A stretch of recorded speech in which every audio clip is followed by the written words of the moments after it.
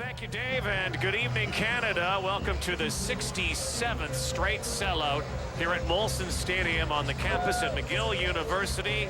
Fans have been rocking. They start early here. They start the party early, and considering what's been going on in Montreal with their football team, they want to be in a good mood at the end of the game. Weather is perfect tonight. Absolutely perfect. Beautiful night for football. Tom Higgins, head coach of the Calgary Stampeders, has a 5-4 record, but he's got his team on a bit of a roll, winning their last two games, one versus Montreal. And Don Matthews, hard to believe, 7-0 and has lost two straight. And that win still sticking in the minds of Damon Duvall and the Alouettes by the Calgary Stampeders 2 weeks ago. That ended the unbeaten hopes of the Alouettes. We are underway here in Montreal tonight. J.R. Ruffin is back for the Alouettes, and the specialty team coming out strong here, but Ruffin brings the Stampeders up to the 39-yard line. Calgary Stampeders, led by Henry Burris at quarterback, has completed just under 60% of his passes this year. The starting tailback is Joffrey Reynolds. He leads the Canadian Football League with 823 yards so far this season. Solid receiving core. The strengths are at the slot back position. Jermaine Copeland and Nick Lewis inside, combined for 6 touchdowns. And there's your offensive line. John Comiskey is the center. Our starting lineup's brought to you by Tums. Tums tackles heartburn fast. In the shotgun, Henry Burris. And a quick hitter attempt for Nick Lewis. And incomplete first pass from number 1. The defense for the Montreal Alouettes, led up front on the defensive line by Anwar Stewart, has 3 sacks on the season and 1 interception so far. Tim Strickland and Dwayne Butler, 2 quick linebackers off the edge that can get home in a hurry, and a secondary has Davis Sanchez back on the corner on that wide side. Davis Sanchez back. Lamont Brightful not in the lineup tonight for Don Matthews. Throwing down again, 2nd and 10 for Burris. Pump fake, still on his feet. Down the sideline, and another incomplete pass, this time for Elijah Thurman. And so now Burke Dales will come out, and a quick 2 and out for the Calgary Stampeders. Davis Sanchez made it very difficult for Elijah Thurman on the sideline. You see him getting up physical across that sideline, working back towards him in perfect position. That would have been a very tough catch for Thurman, and a lot of pressure in those first 2 downs from the Montreal defense. Dales is back at his 25. Avon Coburn back for the Montreal Alouettes in their double blue uniforms here tonight. There's Coburn. It has not been the year of the return in the Canadian Football League. Look out on the rush here. Dales gets it away. Coburn quickly tries to find a seam, does not. Piled on there, the 46-yard line, and here comes birthday boy Anthony Calvillo. Celebrated his birthday yesterday, number 34. A good birthday present would be to eliminate turnovers for Anthony Calvillo, who had 5 versus the Toronto Argonauts, 5 interceptions before he was pulled. He always bounced back. There is his receiving core. Look for Ben Cahoon to have a big night at that inside position. An offensive line, arguably the best in the Canadian Football League. Brian Chew is the center there. Talked with Marcel Belfait before the game, the receivers coach with the Alouettes. He said they want to get Cahoon into the game early, not later as they saw last week. Hardly used him against the Toronto Argonauts, and they're going to establish number 47 too. Big Robert Edwards. Here's the Calgary D. Changes in that Calgary defensive front 7, not in the defensive line. That will still be Demetrius Maxey, Raheem Abdullah, Sheldon Napustek. But in the linebacking core, Khalid Abdullah replaces George White, and John Grace is out for Cornelius Anthony. Big changes in that linebacking core for the Calgary Stampeders. The secondary remains the same. Calvillo now, 2nd and 6 yards to go. 5 interceptions last week, takes off this time and bowls forward, and it looks like he'll have the first down. So those are big changes for the Calgary Stampeders on defense, to have 2 veterans in John Grace and George White left home, healthy enough to play, although they are both nicked. Cornelius Anthony has been good since training camp, and Khalid Abdullah will take George White's spot. Khalid Abdullah, the brother of Raheem Abdullah. Surprising, though, because at the beginning of the year, if you look at all the linebacking cores in the league, you look at this foursome, Yeah. And everybody would say that, you know, look at the portfolios of these guys, the resumes. It's a first down. They're all-stars. And both veteran players and both all-stars. George White led the Canadian Football League in tackles a year ago and have put together some pretty good stats this year. Remember, George White's coming off of a serious Achilles injury. John Grace has had some problems with groin injuries throughout this season. Denny Crehan, the defensive coordinator, told me before the game they are both a little nicked and not running as smooth as they normally do, and that's one of the reasons. Calvillo, quick toss over the middle, and just like Marcel Belfay said, he's going to try to establish Ben Cahoon early. We'll see if Anthony Calvillo can take advantage of these young linebackers, and it's going to be Ben Cahoon a bunch because Ben Cahoon lines up at the inside receiver position, so he's going to be the guy that's going to be working on the linebackers for the most part here tonight. So we'll see if he can take advantage of some inexperience there. One of the reasons that George White not playing tonight, a couple of weeks ago, he also got shredded by Terrence Edwards in the middle, and that spelled a trip to the sideline for the veteran linebacker. Terrence Edwards is in the lineup, by the way, tonight for the Alouettes. No Kerry Watkins, and that's a big miss for Montreal. Ben Cahoon only a couple of catches last week against the Argonauts. Yeah, I think that is going to change in a big way tonight. I watched practice yesterday, and because of the short week for the Alouettes, it was a real practice, not just a walkthrough. And Ben Cahoon probably caught 15 balls in practice. And I went and asked him, he said, yeah, sometimes it works that way and it doesn't work in the game. And I think based on the defense he will see, we'll see a lot of Ben Cahoon. Just became a new daddy again last week. Calvillo, big rush to the end zone, and unable to run underneath it is O'Neal Wilson, who was the favorite target a week ago against Toronto for Anthony Calvillo. Calvillo, when he broke outside, he saw O'Neal Wilson get in behind Tony Tiller by a step, but he would have had to drop that ball right in the bucket, and he was on the move. A difficult throw to make. So Damon Duvall is going to try a field goal here. It's going to come from the 49-yard line. His longest this season is from the 47. 26 of 31, ranked second in points and in field goal kicking in the Canadian Football League. Right behind the guy of the Calgary Stampeders, Sandro DeAngelis. And this kick is up. And it is good. The Alouettes start first, strike first. 3-0. The CFL on TSN is brought to you by Coors Light, the Silver Bullet, and by General Motors of Canada and all its divisions. Damon Duvall starts the scoring. 49-yard field goal. Marcus Howell and J.R. Ruffin back for the Calgary Stampeders to take another kick from Duvall. It will go to Ruffin again from his 10. He's brought down at the 30-yard line and might tonight come down to the men with the big feet. Well, Sandro DeAngelis is on a roll. He's 52 and 53-yarder versus Montreal to end their winning streak, sitting at 83.3%. Anytime you're over 80% as a kicker, that's outstanding. Sandro DeAngelis has missed just one field goal inside of 40 yards, that a 29-yarder. And Damon Duvall had some bumps early on, but he's been on a roll of late as well. And these two teams play it tight. It may come down to the kickers tonight. As they did a couple of weeks ago, and it came down to Duvall in the final couple of minutes with two 50-yard plus field goals. What a year for Sandro DeAngelis.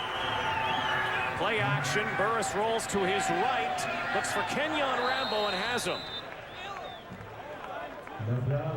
Davis Sanchez and Kenyon Rambo doing the one-on-one. Sanchez couldn't have covered it any better, and Kenyon Rambo and Elijah Thurman are going to have to work for everything they get. Here's the matchup out of a tight end formation. The corner comes in. He's basically lined up about 6 yards deep and 8 yards behind him. Davis Sanchez just behind the linebacker on the outside that I circled, but he's right in position.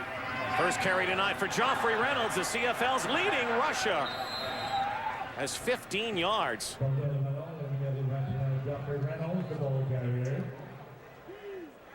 Calgary Stampeders calling the plays on the line of scrimmage to try and establish some tempo and maybe keep Montreal out of some of their complicated blitz schemes.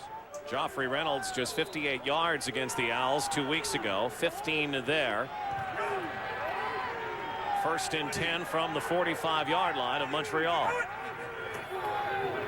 Reynolds again, bursting outside. Reynolds finds some room and got a whole lot out of nothing at the beginning. Calgary's going with a tight end formation on the last 2 plays, and that will extend the line of scrimmage for Joffrey Reynolds. So now, rather than have holes, take a look at now, he's got some more holes to run through because they've extended the line with extra tight ends. Now he doesn't like the middle, so he bounces to the outside, gets the corner, and picks up pretty good yards on 1st down. 2nd down, 2 yards to go. Burris is in the shotgun.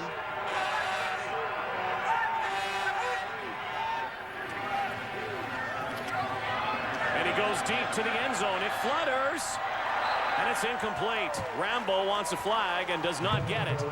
Kind of a jump ball up there. And we've seen a lot of fluttering passes so far this year. Well, and we see Henry Burris get up limping after that throw. He knows he'd like it back because he had Rambo open. But the ball did sail on him. It got out of his hand in an awkward position. And he also took a bit of a hit as he was delivering the football. Tight end formation. Dwayne Butler steps up into the line. It wasn't him. You can see coming down low is Ed Fillion. Crawls right to the knee of Henry Burris. Ed Fillion has nicked a few quarterbacks in his time. Now DeAngelis to answer Duvall.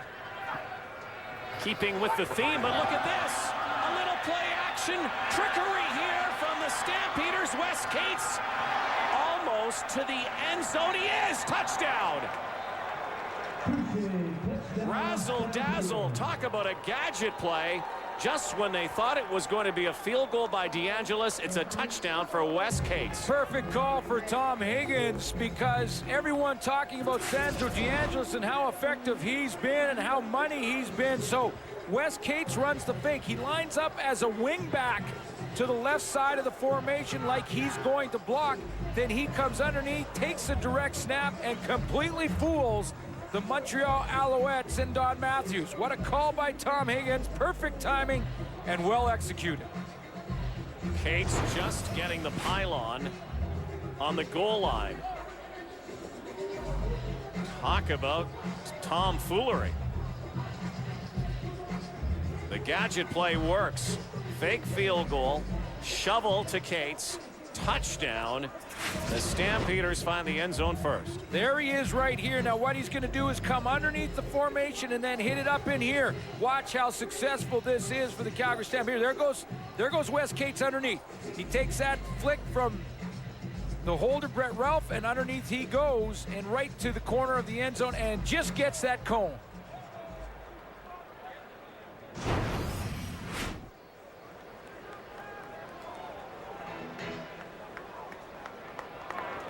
Ineligible receiver, BC on number 25. It's a 10-yard penalty. Replay the down. They are saying it's an ineligible receiver. Hang on a second. They got the wrong team, too. Of course, being Calgary. And they are saying that Cates is ineligible.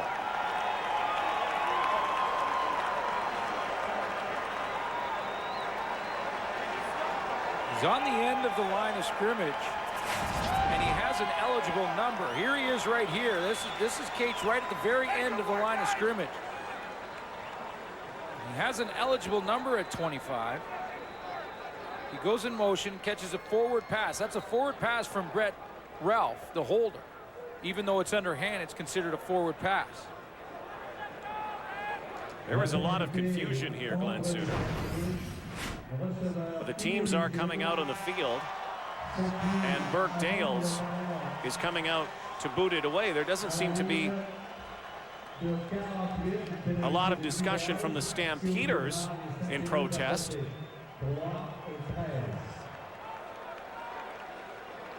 So a trick play that got tricked up. Don Matthews and the Alouettes get a break here. 3rd down and 13 and out of field goal range. So Dales will angle. Whoa, and almost had it blocked and may have Seen a piece of that football get tipped out of bounds. We'll sort this out when we come back to Montreal. Still 3-0 Alouettes. The CFL on TSN is brought to you by General Motors of Canada and all its divisions. And by Coors Light, the Silver Bullet. So a trick play that is deemed illegal by referee Glenn Johnson, and the officiating crew here goes for naught for the Stampeders. Alouettes get the ball back from their 10. Calvillo, quick strike. Guess who? Ben Cahoon again, already as many catches as he had last week in the entire game against Toronto. Montreal Alouettes dodge a bullet there. Apparently, Wes Cates did not register with the officials on the special teams as an eligible receiver, and therefore wasn't eligible, according to the reports we're getting here upstairs. And that's why that play was called back.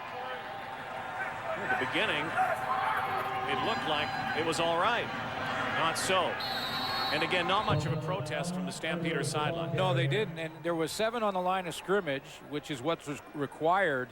And Wes Cates come from basically a running back or a slot back position outside, so he looked like he would be eligible. But on a field goal, apparently he did not go to the officials and register on the special teams to make his number an eligible number to go ahead and catch a pass. So therefore, he was not eligible on the special teams, and therefore wasn't able to catch a forward pass. That's according to the spotters box up here. 6:57 to go, 3-0 Montreal. Yardsticks come across the field.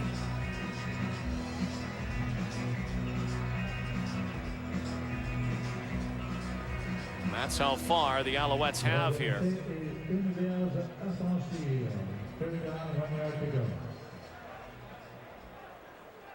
Does not look like they're going to go after this, being pinned so close to their goalpost. So Damon Duvall will come out here and kick the ball away again.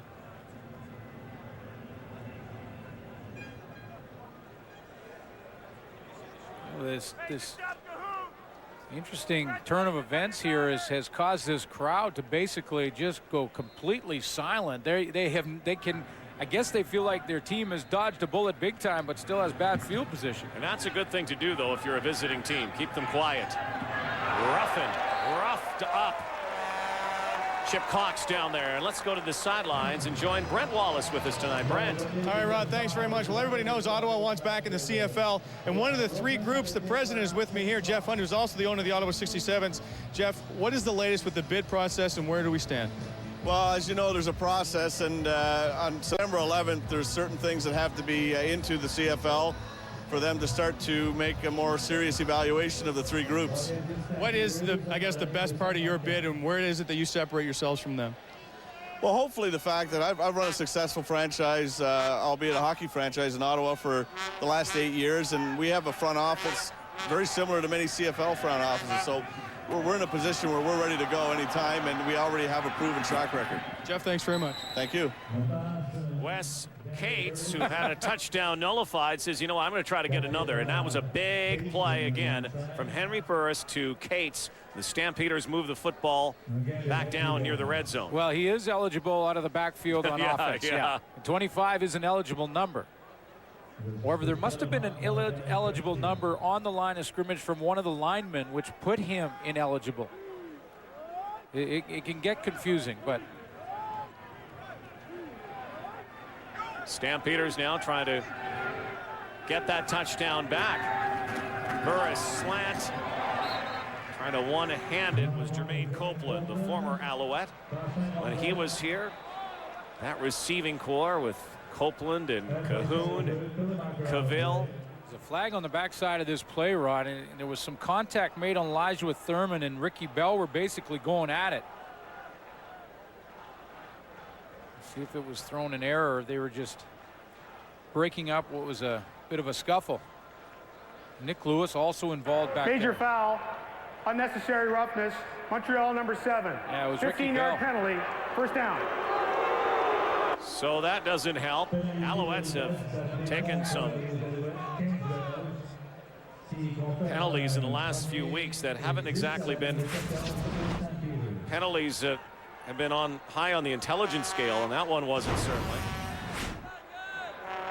Now in the red zone, Stampeders, Burris, look out to the end zone. Oh, almost. Copeland wants a flag, and he gets it. There are flags on the far side on the goal line.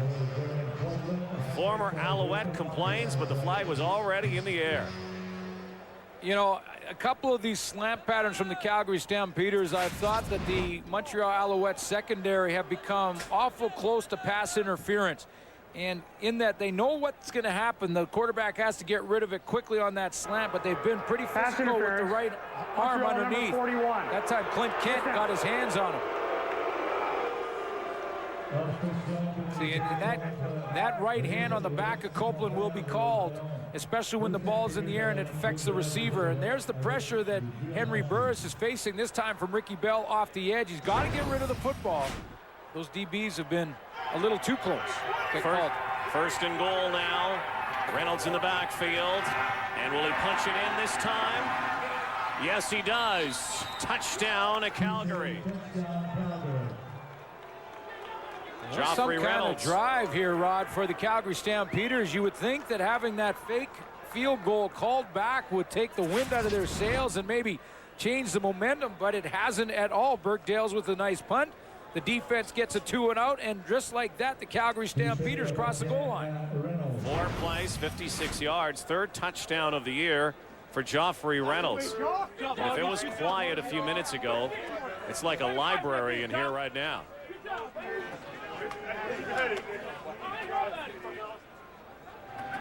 A silent Molson Stadium, and the Stampeders do put it in the end zone. Offensively, 7-3.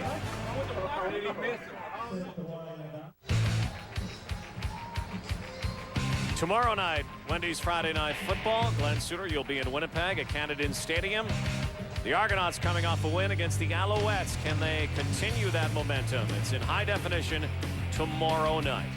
Well, we knew we'd see 2 top running backs in the Canadian Football League here tonight. Joffrey Reynolds came in as the #1 back, and Robert Edwards, #3 from Montreal. Avon Coburn tries the middle.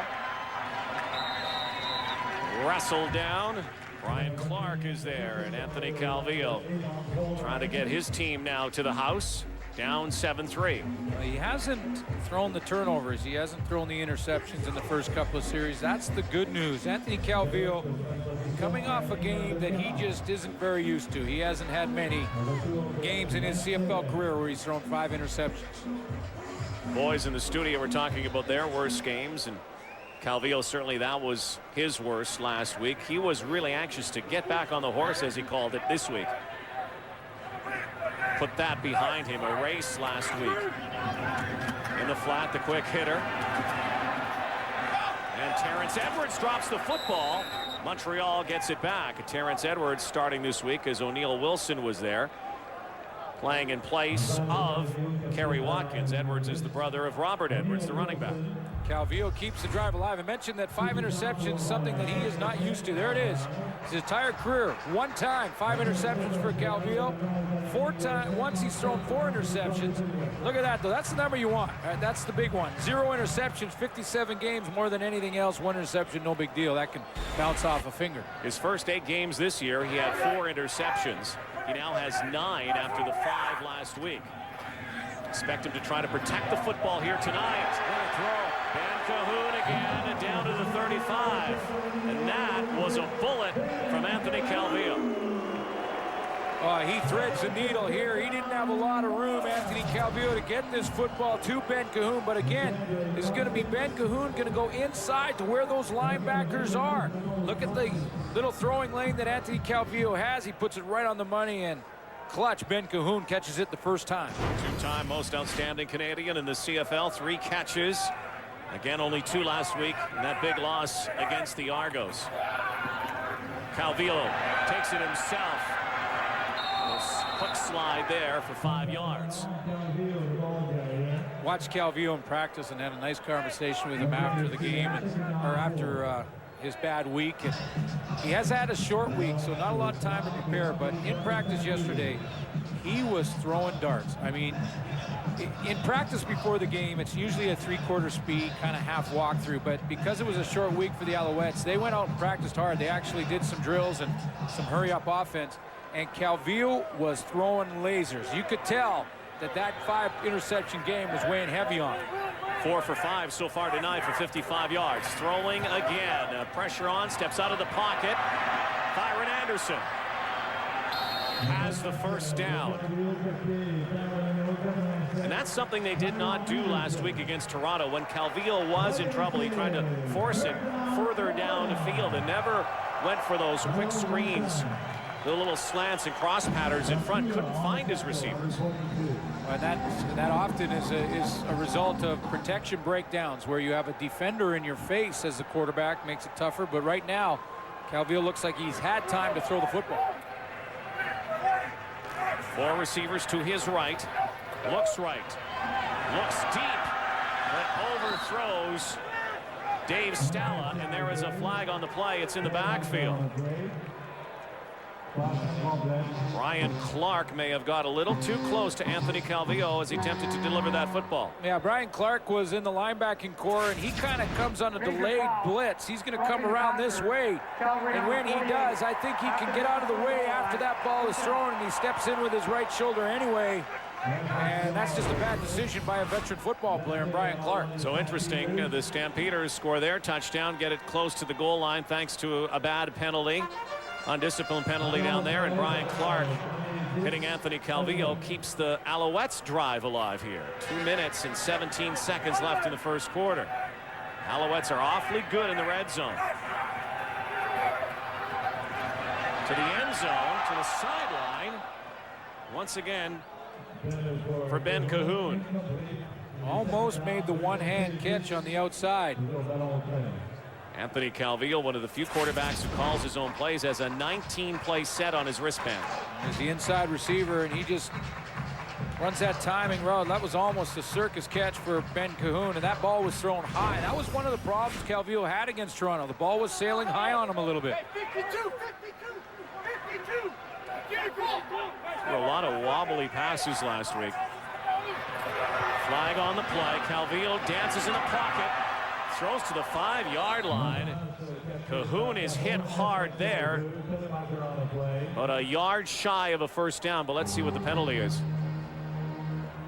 A lot of traffic in there. That was Brian Clark with the hit. And good players want to make up for mistakes. Brian Clark had the penalty. He comes up with the hit on Cahoon there. We'll find out what this flag is this time.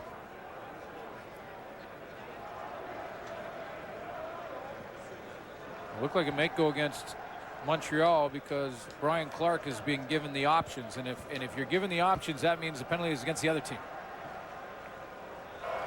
Offside. Montreal number 87. It's a 5-yard penalty. Repeat, second down.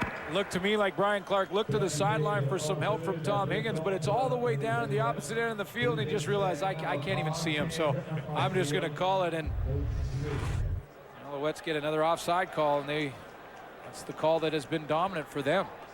Look at the penalty category. 2nd and 15. Calvillo pump fake, in trouble. Has to roll, dodges some tacklers, and lets it go. The ball should have been caught that time by Robert Edwards. Yeah, receiver generally catches that out in the open field. He had to turn back against the flow of the direction he was going, but it's a little tougher to ask a running back to make that catch. Running backs, even with good hands, that's a very difficult catch. Calvillo knows it because he's rolling to his left. He throws it in behind Robert Edwards. He can't hang on. That's Kevin Strasser, the offensive coordinator, working with the quarterbacks on the sideline. 3rd string quarterback Marcus Brady handling the clipboard. Duvall for his 2nd field goal tonight. This one from the 25-yard line. And right down Main Street. A minute to go in the first quarter, and it's a 1-point football game. 7-6 Stampeders. Well, as expected here in Montreal tonight, we thought it would be close, tight football, and that's what we've had so far. A couple of drives that have been aided by penalties. Alouettes still have not been able to find the touchdown for a couple of games. Did not score against Toronto as Henry Burris goes outside to Kenyon Rambo. Henry Burris wanted his team to get off to a fast start tonight, and they have.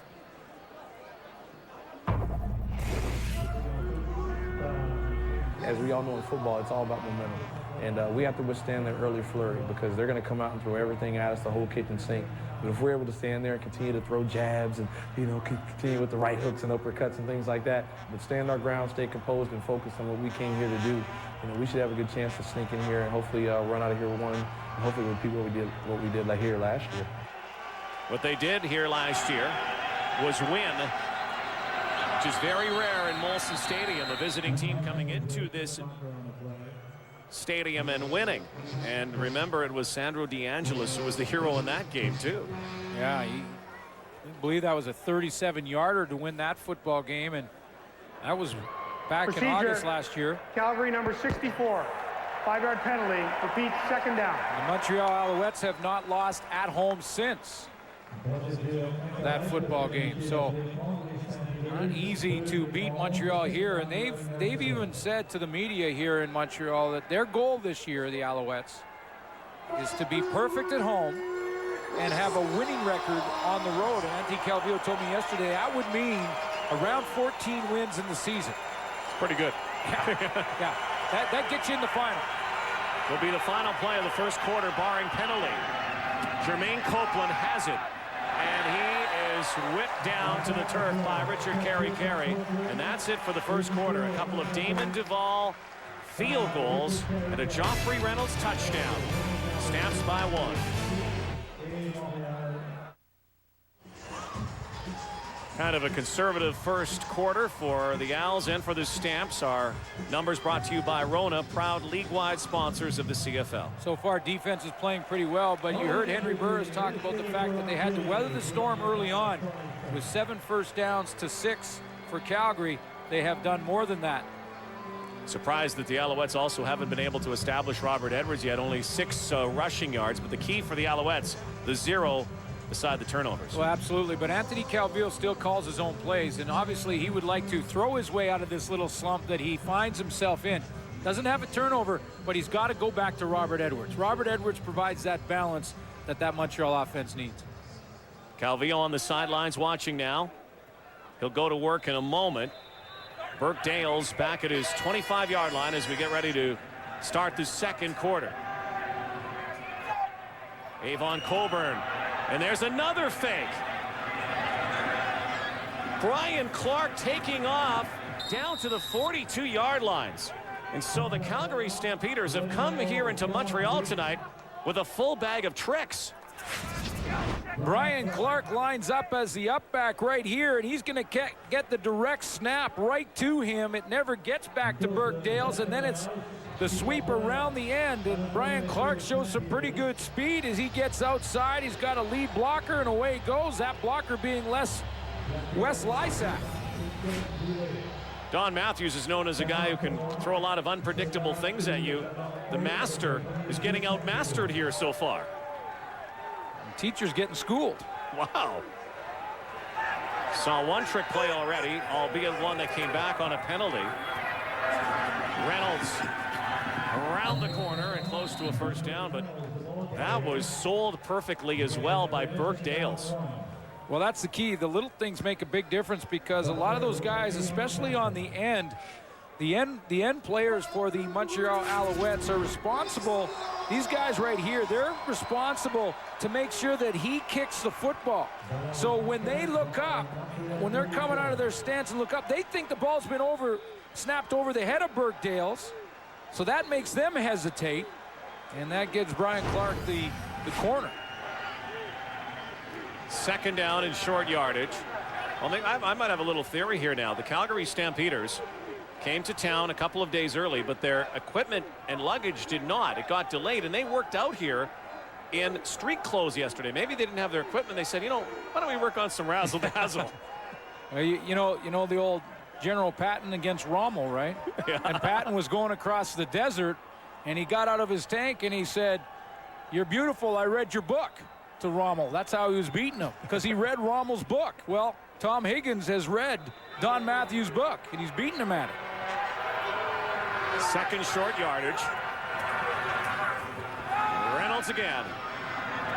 Stuffed near the line, but the spot will probably determine that this will move the yardsticks. Tom Higgins and the Stampeders. There was a reason, though, for coming in a day early to Montreal. 2 time zone changes, so there's a 2-hour time difference, and by being able to have 2 sleeps before we play a football game, I think there is a benefit to that. The ownership group asked, is there something that they could do to help the football team? And I said, yes, very simply. Allow us the opportunity to come in a day earlier than we normally would. Burris into traffic. Kenyon Rambo has it in his hands, but the ball ruled incomplete. Now Burris put it between the 8 and the 5, and Kenyon Rambo just had it hit the turf. Let that body get to, or get that ball get to his body. And the young receivers, here he is out here. He's going to work his way back into here and then run the curl. And for the young receivers watching, this is why when you're going to catch the football, use your hands. Because if he uses his hands, he's got a chance. But he lets that ball get to his shoulder pads, it bounces off the pads and hits the ground. Second down and 10 now. Flags downfield, and the ball almost picked off by Clint Kent. Kent knew that he had an interception in his grasp, but there is a penalty on the play. Yeah, let's see what that penalty is, because the flags are way back in the secondary. The Montreal Alouettes. Going against Montreal, so this will continue to move the football. Too many men. Montreal, 10-yard penalty. First down. Signal for that. Touching the top of the official's cap. Too many men, and that is a signal that will send a coach crazy.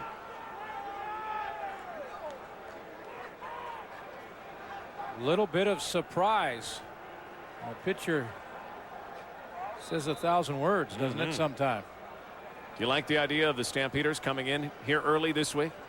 Absolutely. Oh, if you can afford it, get that extra night's sleep and get used to your surroundings. Helps in a big way. Plus they have the bye week. Haven't played in 12 days. Burris has Copeland. Copeland has a first down to the 6-yard line, and the former Alouette, a star here for 4 years, coming back to haunt his old mates. Boy, that was a race against the clock for Henry Burris. He knew his protection was going to start to break down, but he had to wait for guys to cross along the line like this. He had over and under patterns, but watch how the pocket is starting to collapse, and the guys get caught in the mix in the middle. See, they're all getting caught and cut off. Finally, Jermaine Copeland opens up to the outside, and he can dump it off, but that was a race against the clock for Henry Burris. First and goal now. Stampeders looking to find the end zone again. The fake pitch, Burris dancing, and he is brought down. Anwar Stewart did not bite on that fake pitch. He did not bite, and not only did he not bite, but he makes an open field tackle, second to none. Here he is right here. Now, a lot of times with the play action, guys will come inside like that and get caught. But Anwar Stewart plays it perfectly. He steps up. He knows he's got contained responsibility, and now this is the one-on-one matchup created, and he is in perfect position, doesn't let him get outside, and what an open field tackle by Anwar Stewart. Big play here for both sides. Second and goal now. Burris audibles at the line. Broken play. Burris is brought down, and the Stampeders will have to settle for a field goal attempt. Now, wasn't looking good from the get-go there.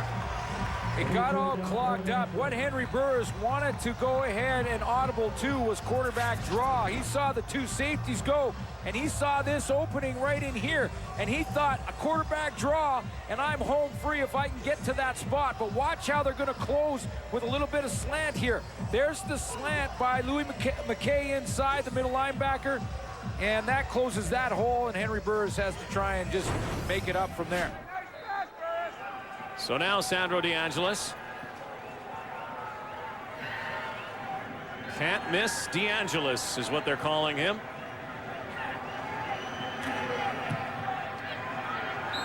Little chip shot for him. Leading field goal kicker in the Canadian Football League makes it 10-6. Closed captioning of the CFL on TSN is brought to you by Castrol. It's more than just oil, it's liquid engineering. Well, they did not get the desired result, a touchdown, as they huddle on the sidelines, Henry Burris and company, but they did kill a lot of the clock here in this second quarter. Time of possession favoring the Calgary Stampeders, who lead 10-6. Coburn cuts inside, and Avon Coburn will get it to the 34-yard line. The Alouettes, of course, still missing the little guy, Ezra Landry. I was talking to some of the players about Ezra Landry yesterday, and I got the feeling there was concern that they may not see him this year. They said it might be Coburn on the returns.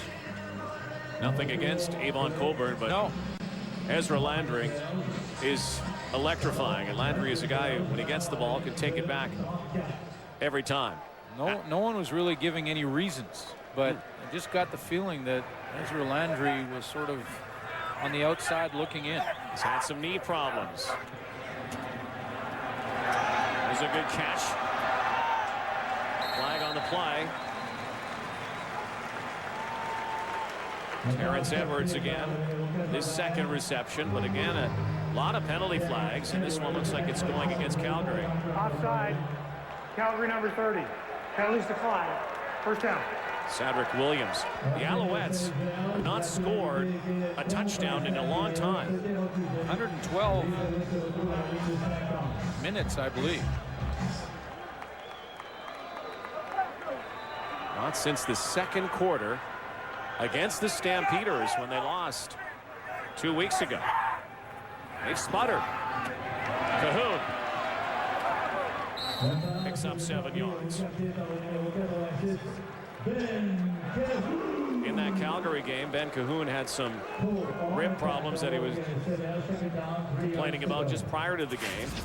Last week, he only had 2 catches. Safe guy to look at. See, Tony Tiller's in your screen as well. He's a DB, but he's dropping off in the zone deeper. The guy who's going to make the tackle is Scott Cole, the linebacker.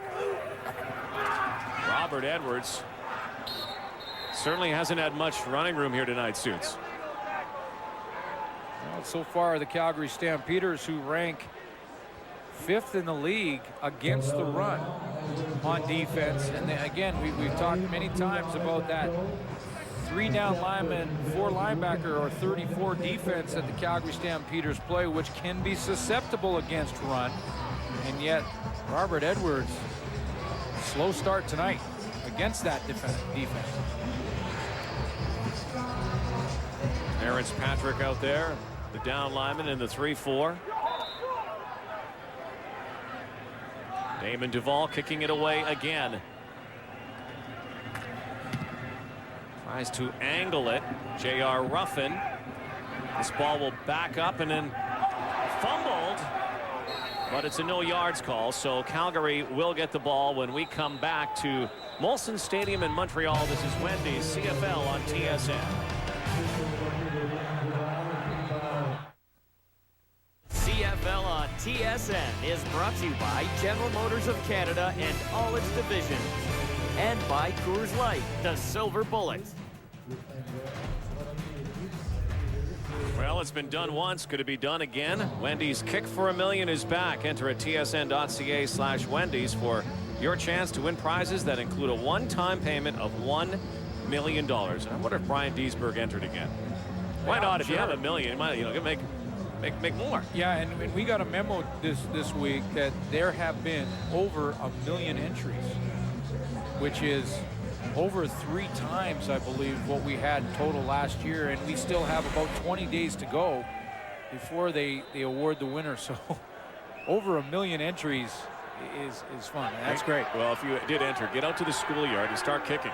Yeah, there's 1 million people right now kicking field goals in their high school. Yeah, what Duisburg did. Burris take Joffrey Reynolds, and a clothesline there by Lewis Mackey. Well, you know, Reynolds knows he's going to get hit going through there. Lewis Mackey, the linebacker, comes across, and this is how you beat it. Here you go, Reynolds right down the seam. He's got a deep defender in Ricky Bell. That's not the concern. The concern is a linebacker who's got another one on the opposite side and has to wait till the ball is thrown. Mackey makes the hit, but not until Reynolds has the first. Lewis Mackey taking over the middle in the Montreal 4-3. Missed 4 games because of knee problems. Back in the lineup. Swan, a flutterer. Copeland again. It was kind of tipped at the line, it looked like, and not much there for the Stampeders. I believe it was Anwar Stewart who has had his hands on a few footballs this year. He's going to be at the top of your screen, right up in the top, and Burris tries to get this. He knows pressure's coming, and it is Anwar Stewart with the right arm.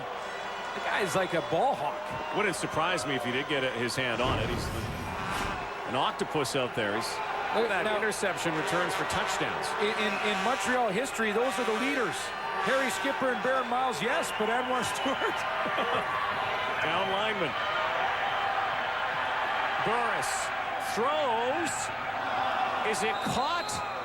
Yes, it is. Elijah Thurman on what looked like a broken play, and credit Henry Burris for dodging the pressure and making that work. You know, and Elijah Thurman made a big catch against this football team, against Montreal, when they beat him in Calgary to set up the game-winning field goal by Sandro DeAndres, who was down the sideline. A little bit different type of catch, but this is another big one in traffic. Thurman at the top of your screen. He's got the out up here. But watch, he works, he sees his quarterback in trouble, keep coming back to the middle. Tough catch in traffic. Inside 6 minutes now. And a helmet off of Nick Lewis. Hard hitting down there. Try a counter play that did not work for the Stampeders. How about Nick Lewis, though? Hey, he takes that ball, goes inside. The first attempt at a tackle rips his helmet off, and he keeps running and takes another couple of hits with no helmet on. Nick Lewis is going to come from the top. There he is. Now here comes the helmet is off right now. Now he takes another couple right there under the chin. And then gets up. Butler hits him in the chin with no helmet on, and Nick Lewis gets up and says, yeah, no problem. It's all right. Don't even need this little piece of apparatus. Old school football there. Burris has to throw quickly again, and it's caught again. Marcus Howell signals first down, and indeed the Stampeders move the football on another big 2nd and 10 conversion. This is Henry Burris recognizing defenses and getting the ball out just in the nick of time. He's going to get hit again, but he knows he's got the hole open from Marcus Howell, the inside receiver. Now, can I get it off in time? If he had another couple of seconds, Howell probably scores a touchdown because he cuts across the face of Ricky Bell and is wide open, but believe me, the Calgary Stampeders will take the first down. Stampeders again to the red zone. 1 touchdown in this game so far by this guy who reverses field. Flag is flying. And Joffrey Reynolds is brought down near the line of scrimmage. You know, there's a lot of football to be played in this game, and by no means am I giving the Calgary Stampeders a win. I mean, this is a tough place to play, but they're doing little things very well. I mean, Henry Burris on that play threw a block for Joffrey Reynolds. Your quarterback steps up and tries to throw a block. That shows you that's the reason that the Calgary Stampeders just follow Henry Burris. Here he goes. He gives the ball away. Now he's all by himself. And he sees his running back come back. He goes, okay, now I got to help him. There we go. I got a guy, and he takes Butler, hits Dwayne Butler in the legs. And if you do enough of those little things, boy, the team comes together quickly.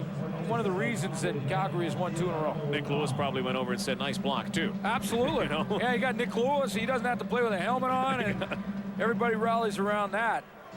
They are playing hard here tonight. penalty against the Stampeders, so it's now first down and 20 yards to go. Have to get to about the 9-yard line to get another first down. 4 minutes to go in the first half. Burris will carry the mail himself. Can't get outside. Nowhere to go. Because Tim Strickland, the linebacker, was lined up on the outside. I believe it was Kenyon Rambo was trying to block him, and Strickland just kind of tossed him aside like he was yesterday's newspaper. He just said, no, he's wait to the left of your screen. Watch for number 38 as Burris bounces to the outside. Strickland's going to step up, and he had just taught. Look at that. Right there. Hey, he takes Kenyon Rambo. He says, get out of my way. I've got a job to do, and pushes him out of bounds. Stampeders have been able to move the football on second downs. This one, though, second and long. Have to get to the 9, or Sandro DeAngelis comes out again. Burris, the shovel to Howell. Howell trying to get outside. He does, and gets close to a first down, about a yard shy. Wow, it'll be tempting for Tom Higgins, I'm sure, but the timing from Henry Burris to get Anwar Stewart to commit is the key to the success of this football play, because if Anwar Stewart feathers this properly, he may have a chance. Here's Stewart right on the outside here. And watch how the patience that Henry Burris will use to come to the outside. See, patient. Now, as soon as he steps up to Burris, then the ball is delivered underneath to Marcus Howell. Or Anwar Stewart could have come back and probably made the tackle on Howell.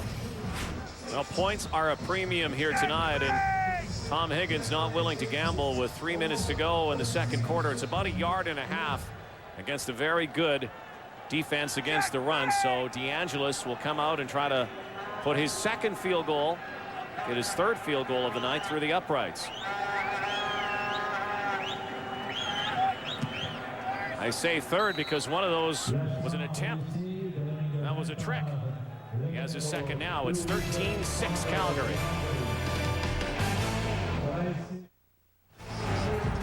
Coming up at halftime, Dave Randorf, Chris Schultz, Matt Dunnigan, Jock Climbey. We'll talk about the first half dominated by the Calgary Stampeders, who lead 13-6. Dominated on the scoreboard, but more so on the score clock. Yeah, maybe the panel will gnaw on this bone for a while. You got Calgary, time of possession in the second quarter, 10-28, Montreal 1-44. Anthony Calvillo has been standing on the sideline a lot. Coburn to the 37-yard line. Will step aside and come back. Calvillo back to work in a moment.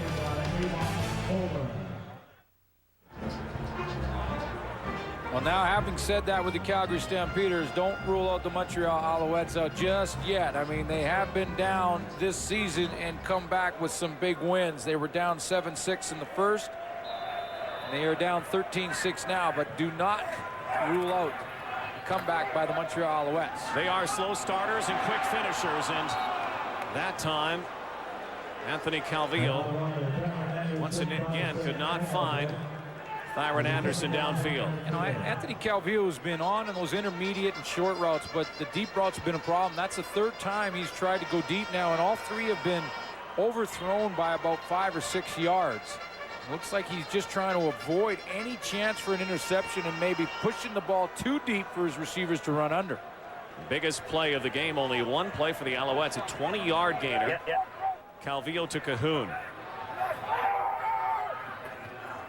Calvillo has to scurry here, and he's brought down. Stampeders with a sack. Demetrius Maxey gets in there. Initially, good coverage at the snap of the football, and Calvillo has to reload. There's going to be pressure on the outside right here. Here comes that pressure. That's picked up, but the pocket in the middle starts to break down. Sheldon Apustak gets a little bit of penetration. That flushes Anthony Calvillo outside. Demetrius Maxey gets him. 2 and out.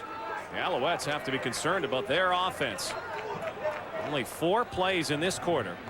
They have not scored a touchdown in nearly 2 full football games. Actually more than that, over 120 minutes now. This is from an offense that has in the past been so explosive. Well, it has, but it's been explosive with a mixture of Robert Edwards and a mixture of great passing game. And I'm seeing a lack of Robert Edwards in this first half. And even though Edwards had 15 carries last week, their running game was off. Stampeders have done what the Argos did last week too, and that is take away the run from Edwards. They've done a good job. Credit the Stampeders. Ball control and their offense. Edwards puzzled on the sideline too. With a chance for more points here for Henry Burris. 2 minutes plus to go. You're going to need the points here in Montreal. Joffrey Reynolds. He's been pounding the ball at first down and picks up 3. We have seen a steady diet of Joffrey Reynolds in this game. And you know, the one thing about offensive coordinators, sometimes it's tough for them to stay with the run if it doesn't have success early. But when you have a guy like Joffrey Reynolds or Robert Edwards, for that matter, even though the holes may not be there early on, you have a talented running back that can maybe make something happen. Reynolds has certainly done it many times. Steve Barrato knows that, so he sticks with him. Marcus Howell out wide left. Elijah Thurman on the short side. Reynolds in the backfield. Burris in the shotgun, 2nd and 6. Looking for Thurman, goes the other way instead. Downfield, this ball's up for grabs, and it is picked off by Richard Carey.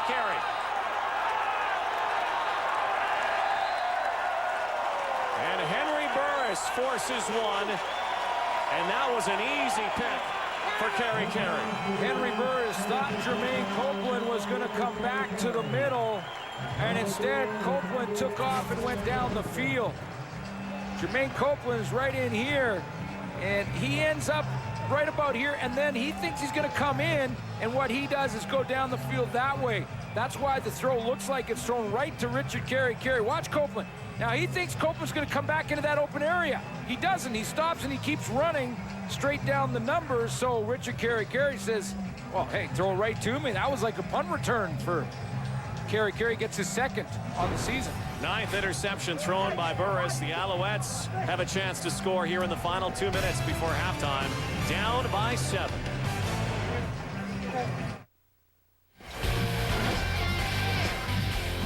Well, the NASCAR returns on TSN. This is the kind of stuff you like, I think. You like NASCAR? Oh yeah, no problem. I'll have it. If I'm not able to watch it, I'll tape it. Go around and around. Sharpie 500 Saturday, 7 Eastern. Look at this scout in the stands tonight.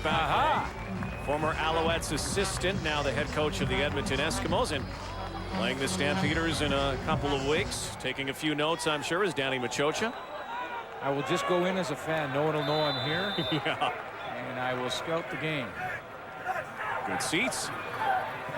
Calvillo dodges some traffic. Throws to the sideline for Thyron Anderson, and a first down for Montreal with 1:52 left in the first half. Thyron Anderson's an interesting story. 400 yards coming in with 33 catches. I asked him if he thought he was having a good season, on pace for about 800 yards, and he said, you know, I haven't seen the football as much as I'd like, but I think I am. He said, I've dropped one pass. That last week versus Toronto. 4 receivers to the left. He goes left. Looking sideline, and a catch made by Dave Stala. Nice play. Dave Stala hasn't exactly had a banner season, but that's a highlight reel catch, and it moves the Alouettes close to the goal line. And remember what it does. We talked about the matchups that Montreal would try and get with inside receivers on the newcomers at linebacker and Khalid Abdullah. Well, Khalid Abdullah ends up in a one-on-one. That's the position that George White usually plays in. Not bad position, but doesn't play the ball, and Stala does. Montreal's on the doorstep. And on the doorstep, this is where the Alouettes usually go, to number 47, Robert Edwards, who leads the CFL in touchdowns with 11, 8 rushing. But Calvillo's in the shotgun. For Anderson, and a touchdown. Little slant into the end zone with 1:34 to go, and the Alouettes have their first touchdown in 2 games. Coming off the turnover, Henry Burris throws the interception to Richard Carey, and Anthony Calvillo, who hadn't seen the football in this quarter hardly at all, takes advantage of an extra opportunity and throws a dart. Well, just like it was a couple of weeks ago in Calgary. A game that featured a lot of heroics and good tight football. We've got the same thing going here. The turnover by the Stampeders results in a touchdown by Thyron Anderson. Calvillo's been doing a lot of standing around here in this second quarter, so you really have to think that's a real bonus for the Alouettes. Oh, without question. They take advantage of the turnover because, you know, teams have said for many years coming into Montreal, in order to beat the Montreal Alouettes, one way you have to do it is to keep that ball out of the hands of that guy, Anthony Calvillo. Calgary had done that all the way up to 2.5 minutes left in this quarter. Last time the Alouettes had scored a touchdown was the second quarter against the Stampeders 2 weeks ago. 13-13 thanks to Thyron Anderson and Anthony Calvillo.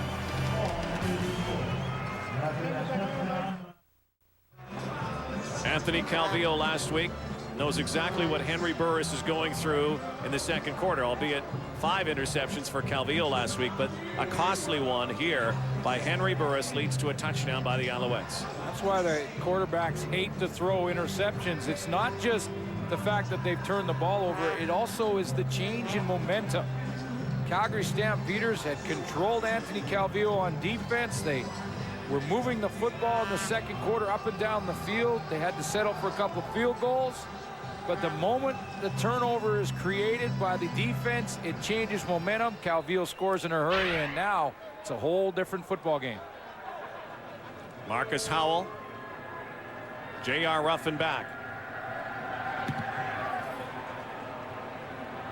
Each team has scored a touchdown. Each field goal kicker has had 2 3-pointers. Ruffin dropped at the 22-yard line. AC goes 3 for 3 on a 50-yard drive thanks to Richard Carey's pickoff. He kept his eyes on the football, so give him credit for that to drop off. But that wasn't just a turnover because a 2-and-out means nothing. But Stalin makes a catch. Calvillo feels confident and throws a laser inside to Thyron Anderson. Touchdown Montreal. Momentum has completely changed. As they go in at halftime, it's a very different football game. Last couple of years, Anthony Calvillo has had 4 receivers predominantly with 1,000 yards. Right now, he's on pace to only have a couple of receivers this year, and I think that says a lot about the offense here. Calvillo's numbers are down, but he still has a shot at becoming the first CFL quarterback to have 5,000-yard seasons 5 years, 5 times. Yeah, 5,000 yards, and he's got to pick up the pace though, because he's at 131 right now, and he's going to need over 300 the rest of the way to move up that list. But that's his pace right now, 4.756. Right now he's averaging per game around 264. He needs to bump that up to over 300 to get that extra 5,000 yard passing year, and then he would become the first quarterback to do so. One number is significantly down. Last year he threw 34 touchdowns on the season. He's only thrown for 12 now this season. Stampeders are going to try to find the scoreboard one more time. Burris smothered and brought down. You know, it is such a difference what one play can do. I mean, first of all, Calvillo grabs momentum. He moves the football team down and scores immediately after the turnover. Now, you see Henry Burris come out, and he looked hesitant to pull the trigger. You know, all the way up into the interception, he was taking that football and throwing it somewhere, and it had been for a completion. And he throws one interception. That time he was holding the ball, trouble, and had to just throw it away. Alouettes, the Stampeders can't get the first down here. Could get the ball back again before halftime. Burris has to backpedal in a big way. Jermaine Copeland could not hang on, and indeed Burke Dales will come out, and still a lot of time on the clock for Anthony Calvillo and the Alouettes to go up before they head to the locker room. You know, it's interesting that a couple of problems that Calgary's had has been with the chemistry between Henry Burris and Jermaine Copeland, because this has been a combination that's been lethal to opposing defenses. And it looks to me again like Jermaine Copeland was a little bit late in turning back to that football where Henry Burris thought he would be. Dales got under it. Kind of a pop fly. Should be no yards, and it is. Coburn out of bounds at midfield. Well, he caught it in the air, which usually indicates that it'll be a 15-yard no-yard penalty, not a 5-yard no-yard penalty. Which would move the Alouettes very close to field goal position. Calgary number 42, 15-yard penalty.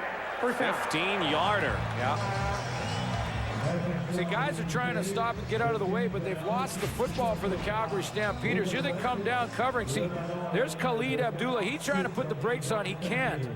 But in the meantime, if you catch the football in the air, it's a 15-yarder if you're inside that 5-yard zone. Lots of time here. Calvillo. About a 4-yard gain. 2nd and 6. Stalla once again. Dave Stalla had a 1,000-yard season last year. He's way behind those numbers. Well, right now with Kerry Watkins out, only Ben Cahoon's on pace for 1,000. Kerry Watkins would be. He's out with injury. Terrence Edwards replaces him. Time for Calvillo. Cahoon still on his feet. Still on his feet. Down to the 10-yard line. When this guy is in the zone, he is almost unstoppable. Yeah, he was trying to tell me, you know, sometimes it doesn't work out that way when you catch a lot of balls in practice. And sometimes it just means that you're going to be ignored in the game. I don't think so, Mr. Cahoon. Good try, but I know that with Calvillo struggling, he's going to look for you, and he has. 6 catches for 85 yards for Cahoon. The catch here, and down to the 5-yard line. Once again, that's Stalla. So he's made his presence felt here tonight, and the Montreal offense starting to click into gear when they didn't have the football practically the whole quarter. You see that? You see that move by Ben Cahoon? Let's take a look at it. He just shakes. What a shake and bake by Cahoon. He caught Tony Tiller up high to defensive back. He gave him a couple shakes with a shoulder pad, and it was over. Calvillo. Tripped up was Cahoon at the 2-yard line. Wanted to call, will not get it. And so now it will be 3rd down and 3 yards to go. And the Alouettes will kick for the lead with 19 seconds left.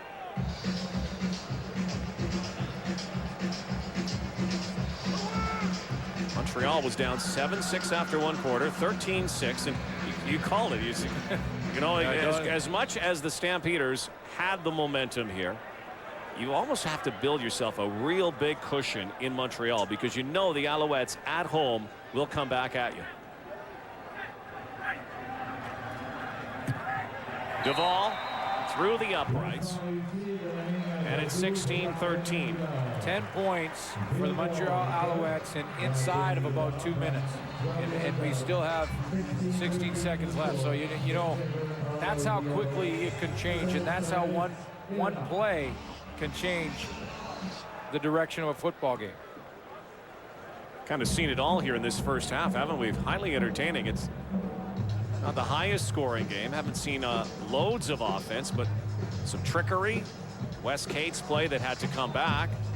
Saw the direct snap on the punt attempt to Brian Clark. Hey, be careful, be careful. What we haven't seen a lot of is Robert Edwards. We thought they would establish him more on the ground, Montreal. Well, they may Keep it now. clean. They have, you know, you start to get a little bit of a lead. You can go back to the running game. So Calvillo throws one more touchdown. We'll see a ton of Robert Edwards. Stampeders will play it out here and just take the knee and head to the locker room down 3 when they were only moments ago up 7. The Alouettes score 10 points in 67 seconds, and the Montreal Alouettes are back out on top in their own stadium. 16-13 at the half. Dave? Thanks a lot, Rod. Well, it was not that long ago where Montreal had just 6 points on the board, but 10 quick points by the unbeaten at-home Alouettes, and they have the lead. Coming up, these guys are going to talk about the two teams, and Matt's going to tell you why that Calgary touchdown came off the board. It's kind of complicated. Going to take a run at it. So get out your pens and pencils. Here's Joffrey Reynolds on a first, second, third effort into the end zone. Calgary trails by 3. Intelligent key. Live at the half, brought to you by Wendy's, the official hamburger of the CFL. Do Wendy's, do what tastes right. Well, here is the Boston Pizza CFL poll question we asked you. Who do you think is the best field goal kicker in the CFL? Those were the choices. Some young, some older. You voted and you logged on and you went with the veteran, one of the veterans. McCallum was probably the most experienced kicker there, but Noel Prefontaine of the Toronto Argonauts, who we will show you tomorrow night in Winnipeg, takes it. Followed closely by Sandro DeAngelis, who's got a couple in this game. Damon Duval is all. Brian, going into the half, that touchdown really seemed to energize this offense. Is that what's really turned it around for you guys? Oh, I mean, we needed a spark, and I mean, we got to do a better job up front. You know, second and 2 a couple times we got stopped, but I mean, yeah, that's a spark, and we got to keep it going for the second half. You talked about the up front guys. Is that a way to try and get this running game fired up and get it going? I mean, you know, Calgary's doing a great job. You have to give them credit. They have one of the best front sevens out there, and you know, they're scheming the run. So right now we have to, you know, throw the short little dump passes. Thanks, Brian. Thank you. 16-13 Montreal after a turnaround late in the second quarter. Calgary Stampeders head coach Tom Higgins caught up with our Brent Wallace. Tom, going in the first half, you guys had everything going your way and you had ball control. What changes will have to go on in the second half really to turn it around for you guys? Well, in the CFL, it's real simple. You got two halves. You got to play them both. We thought that it would be a good first half. It was. Now we play the second 30 minutes and see what happens. You must be happy with your defense, though. I mean, you've kept Montreal's offense off the field for a lot of the night. Well, so far, so good. There's a lot of things that are happening on the field that are very good. We just got to keep it up, and it's anybody's ball game right now. Tom, thank you. You're welcome. My pleasure. Thanks. Anybody's ball game indeed, and the guy who ended the last game between these two teams, a short kickoff, and the Stampeders look like they have the football. The third time in a row tonight. I was just about to say that the downside for Tom Higgins is he's used up all his tricks. Look at Houdini's going, wait a second, David Copperfield. Yeah, he's stunned on the sideline, and that ball traveled 10 yards. It's first down, Calgary. Ball has to travel 10 yards. They punch it forward, design onside. It's traveled 10 now. They touch it and recover it. Perfectly executed onside kick to start the second half. All right, let's see now. Direct snap, shovel pass on a field goal, but that was, again, an illegal play. And now the short kickoff. Is there anything left in the razzle-dazzle bag? Well, there's reverses. There's the hook and ladder. There's... Now momentum comes back to the Stampeders, and Joffrey Reynolds takes it close to the first down marker, but about 10 yards back. It's a holding call against Calgary, and this ball will come back.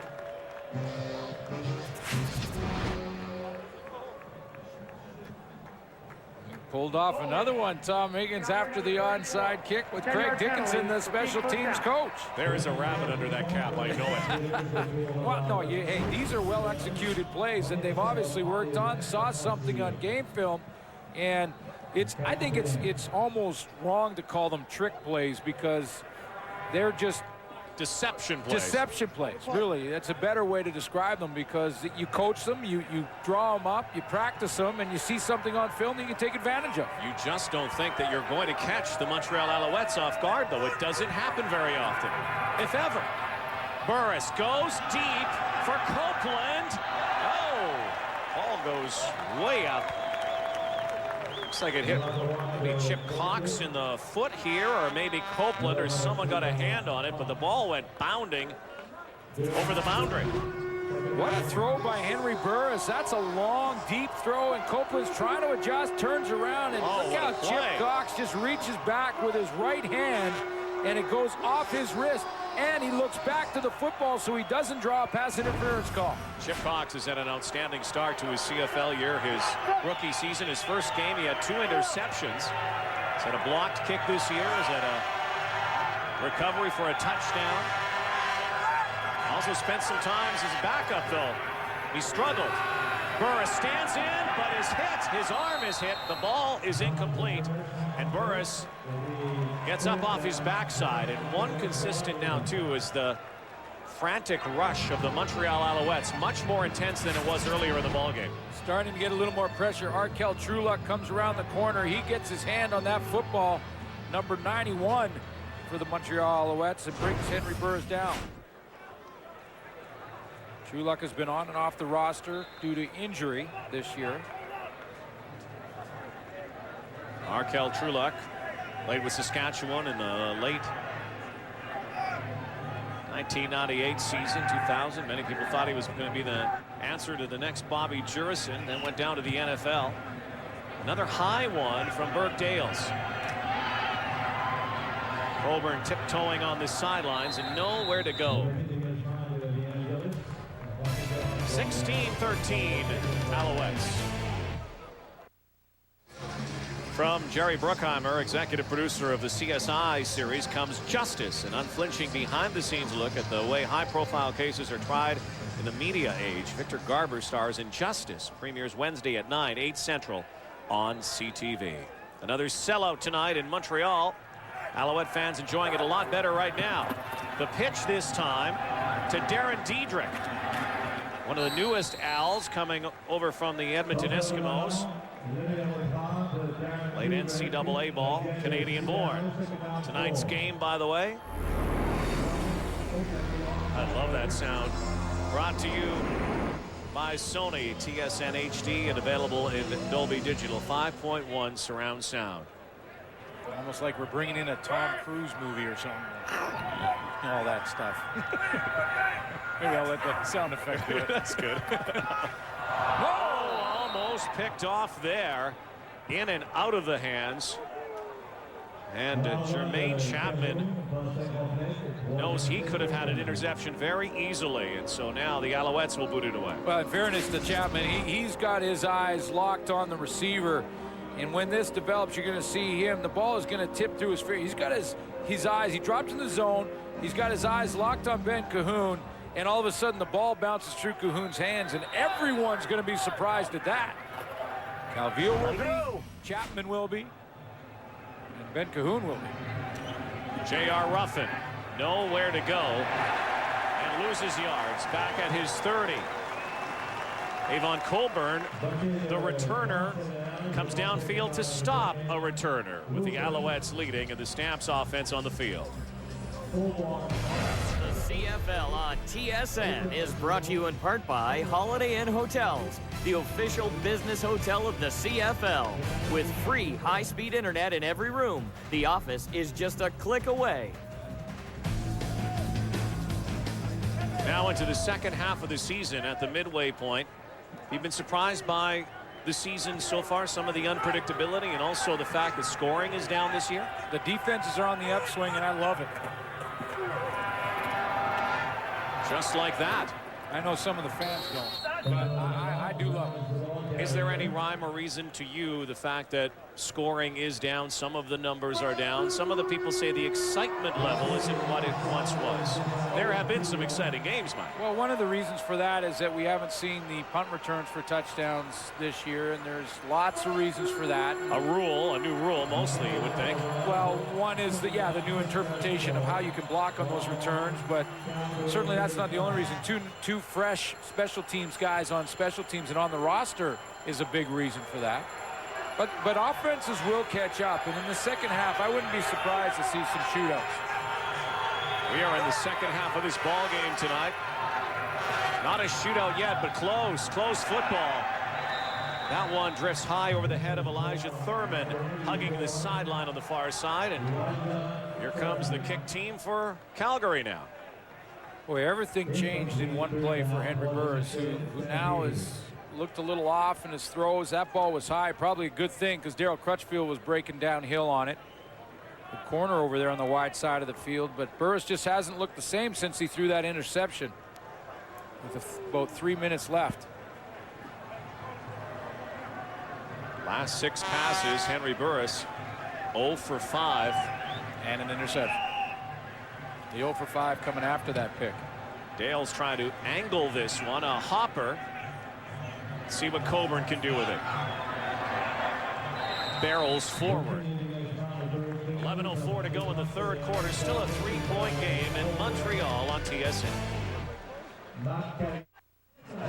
The Sackmasters in the Canadian Football League. The BC Lions, led of course by Brent Johnson. Winnipeg second. Our Sack Tally brought to you by Purelator, where business is going. Couple by Montreal tonight. Tim Strickland, he has 5 now on the season. That's number 1 for the Montreal Alouettes. Anwar Stewart has another.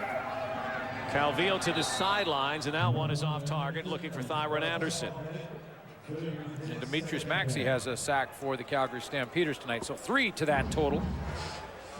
And now 2nd and long. So what will the Calgary Stampeders bring? Will they bring pressure against Anthony Calvillo? Or try and drop everybody off and see if he can be patient with the football?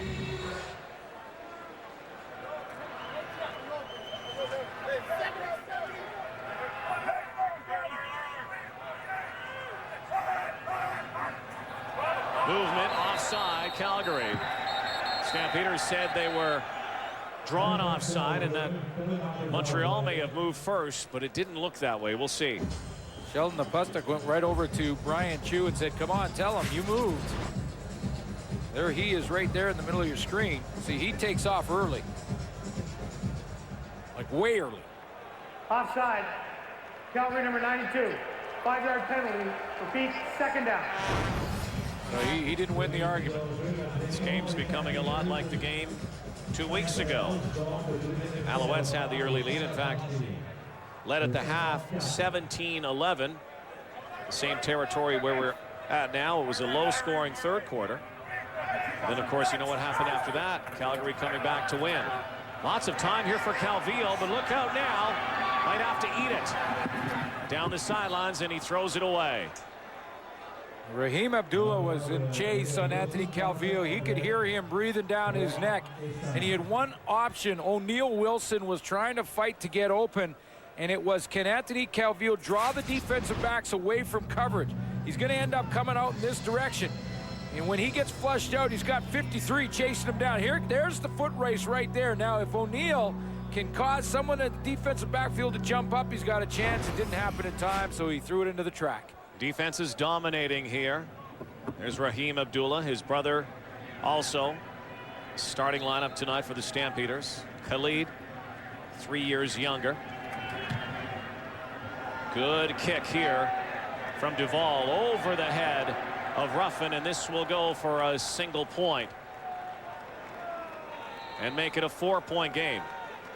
Usually the kickers like to angle it out of bounds, but you never know when you have those points how it might play out in the end. Especially in a close game, but you know, this game has really turned the corner for the Calgary Stampeders, and they got to find a way to snap out of it.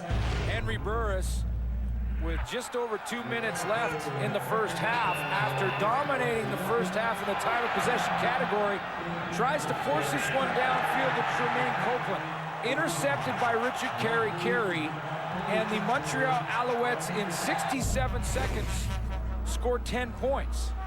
And the Calgary Stampeders offensively have not looked the same since. Did gather some momentum right out of the locker room with that short kickoff, but really their trick plays tonight.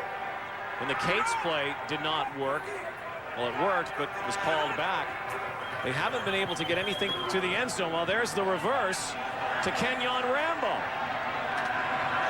Actually, that is Cates again, and Wes Cates is taking off to the 20-yard line and finally brought down at the 10. So Wes Cates has been the guy that they've pulled a few of these razzle-dazzle plays tonight. Well, is he ever, and he has shown some speed tonight and just may be involved in the offense a whole bunch more. A little bit of misdirection here. Fake to Joffrey Reynolds, give it to Wes Cates coming around the corner. But watch what he does when he tightrope walks the sideline, cuts back in on Richard Carey, fights off Davis Sanchez, cuts back to the middle, and then a burst of speed. That's how you earn a few more plays offensively, doing that kind of thing. Stampeders have been able only to get to the house once. It was Joffrey Reynolds earlier.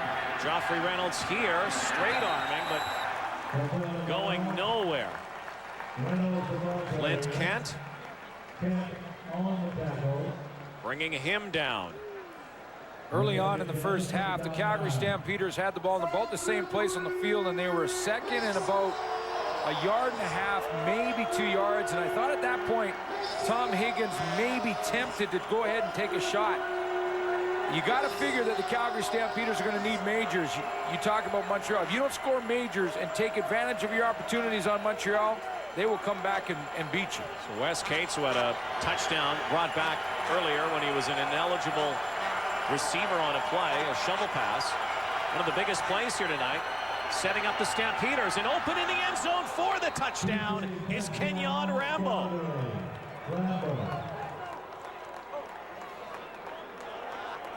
Rambo loves the goalpost, and so do the rest of the Stampeders. I haven't quite seen this one before. The goalpost takes a beating, but the Stampeders are leading. Kenyon Rambo's right here. Hold it for a second, guys. Watch what Kenyon Rambo's got. He's got Richard Carey in this area, but he's going to go here and then go to the corner and get just outside of Carey so he can't close in time. Here he goes out to the corner. Carey can't get there from, you'll see number 1 right there. He's a little bit late, and a perfect throw from Henry Burris. Burris and Rambo, who had words earlier in the season, resolved their differences. Boy, connected there. Calgary goes in front, now leading by 3, 2017. Who will be the Rogers player of the game? You can cast your vote on your wireless device or on the internet, CFL.ca. Player of the game brought to you by Rogers Wireless. Rogers brings you the latest MP3 phones, and Wes Cates has to get some serious consideration. Ben Cahoon's had a pretty good night for Montreal. You can't really vote for Craig Dickinson, but he could be the player, the coach of the game so far anyway. Coburn tripped up. I don't think anybody should vote prematurely, though. I think the player of the game still could be anybody out there. I think we're a long way from the conclusion of this. 2017, 7:42 to go in the third quarter. We have an injured Stampeder on the field. The Alouettes offense will go to work when we come back. Closed captioning of the CFL on TSN is brought to you by Castrol. It's more than just oil, it's liquid engineering.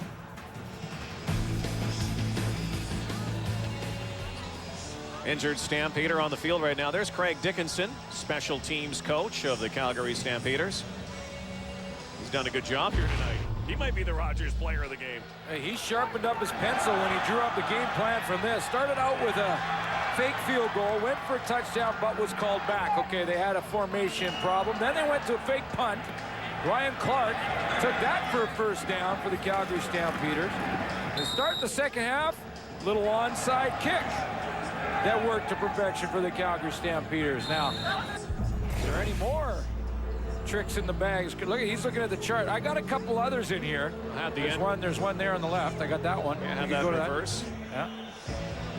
Okay. You know what it does, though, in all seriousness, what it does is if this game comes down to a field goal, let's say, Sandro DeAngelis will have all kinds of time in the world to kick the football, because now Montreal has to respect the fact that maybe Calgary does it again.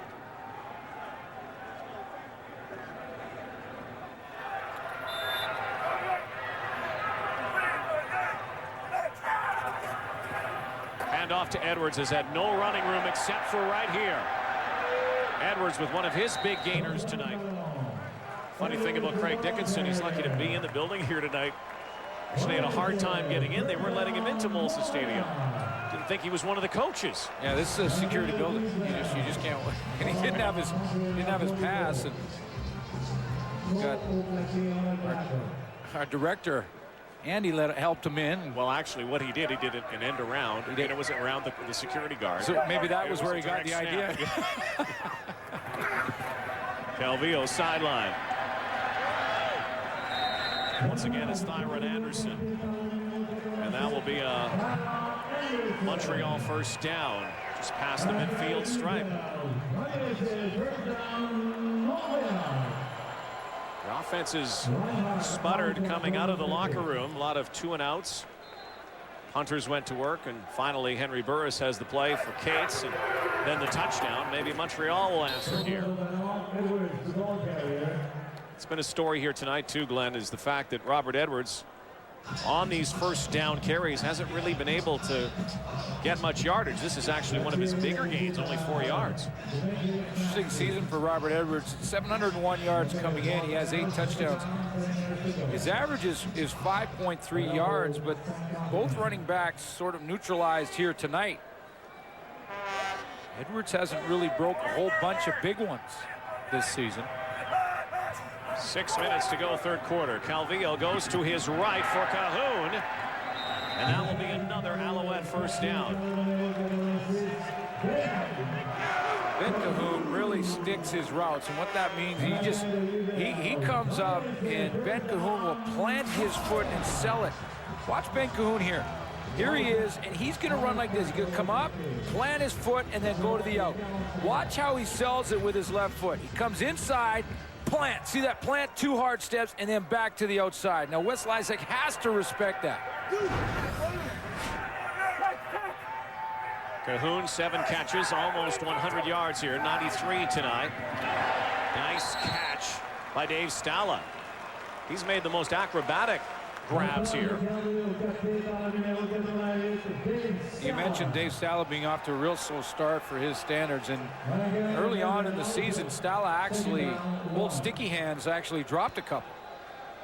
And that's something we hadn't seen from Dave Stala, although he did have some problems with his shoulder, and he wasn't able to lift his arm up quite full range of motion, and that caused some problems. And often when real good players are struggling, there is an injury hidden in there somewhere. Second and short yardage, actually, and he's stuffed in the backfield. Spot wasn't very good for Stala. So now it will be 3rd down and 4, and this will bring out Damon Duvall to tie the game. At least attempt to. Penetration ruins the running game. I mean, it just, if your offense and you get any kind of penetration through that offensive line, it just, you have no chance, whether you're trying to run outside or trying to run up in the middle.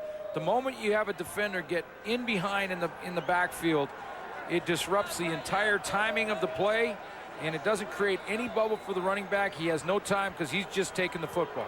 2 best kickers in the CFL so far this season, putting on a show here. Nobody has missed yet. This one from the 44-yard line. Duvall's been good from 49, 25, and 13. This one curves in for his 4th field goal of the night. We're all square at 20. Played a nice draw there. Yeah. Damon Duvall played it like David Duvall. right to the green.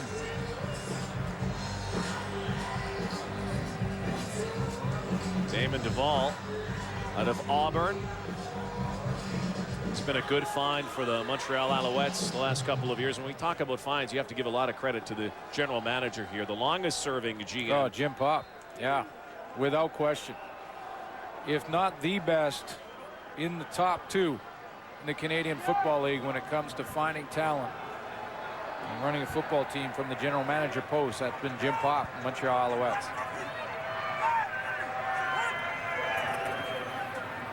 Play action, Burris to Nick Lewis. Has almost 20 yards on that pass play. Nick Lewis has been kind of quiet here tonight. Yeah, he has. He's been working on Ricky Bell for the most part tonight. He's got a catch. He's inside half field right here. Just works to the inside, gets a little chuck from Ricky Bell, but that push actually got him a little separation. 3.5 minutes to go, third quarter. Well, there it is. Reverse. Rambo down the sidelines, and look out. Knocked out of bounds. And just keep ticking off the tricks here. Yeah. What are the other plays that they could buzz? Well, maybe a reverse or a double reverse. Okay, so now we've seen the double. Well, here it comes. You're going to see Nick Lewis. He'll take the ball up on the top. There's Nick Lewis, and then the handoff to Kenyon Rambo with Henry Burris, the lead blocker. He gets a little piece of out the outside corner. I think it was Sanchez. And, okay, now we're up to 4. Here it is again. Ever since Henry Burris started doing those Sports Center ads, I think he wants his team to be on the highlight of the night every night. Well, they've got a lot to choose from tonight from the Calgary Stampeders. Good fun to watch. It has been. I haven't tried the flea flicker yet. Maybe. Who knows? It's early. End zone and penalty flag as Henry Burris was dusted in the backfield, and this could be a roughing the passer call. It was Dwayne Butler. And that is an undisciplined penalty right here if it is roughing the passer. Major foul, roughing the passer, Montreal, number 25. Half the distance to the goal line, first down.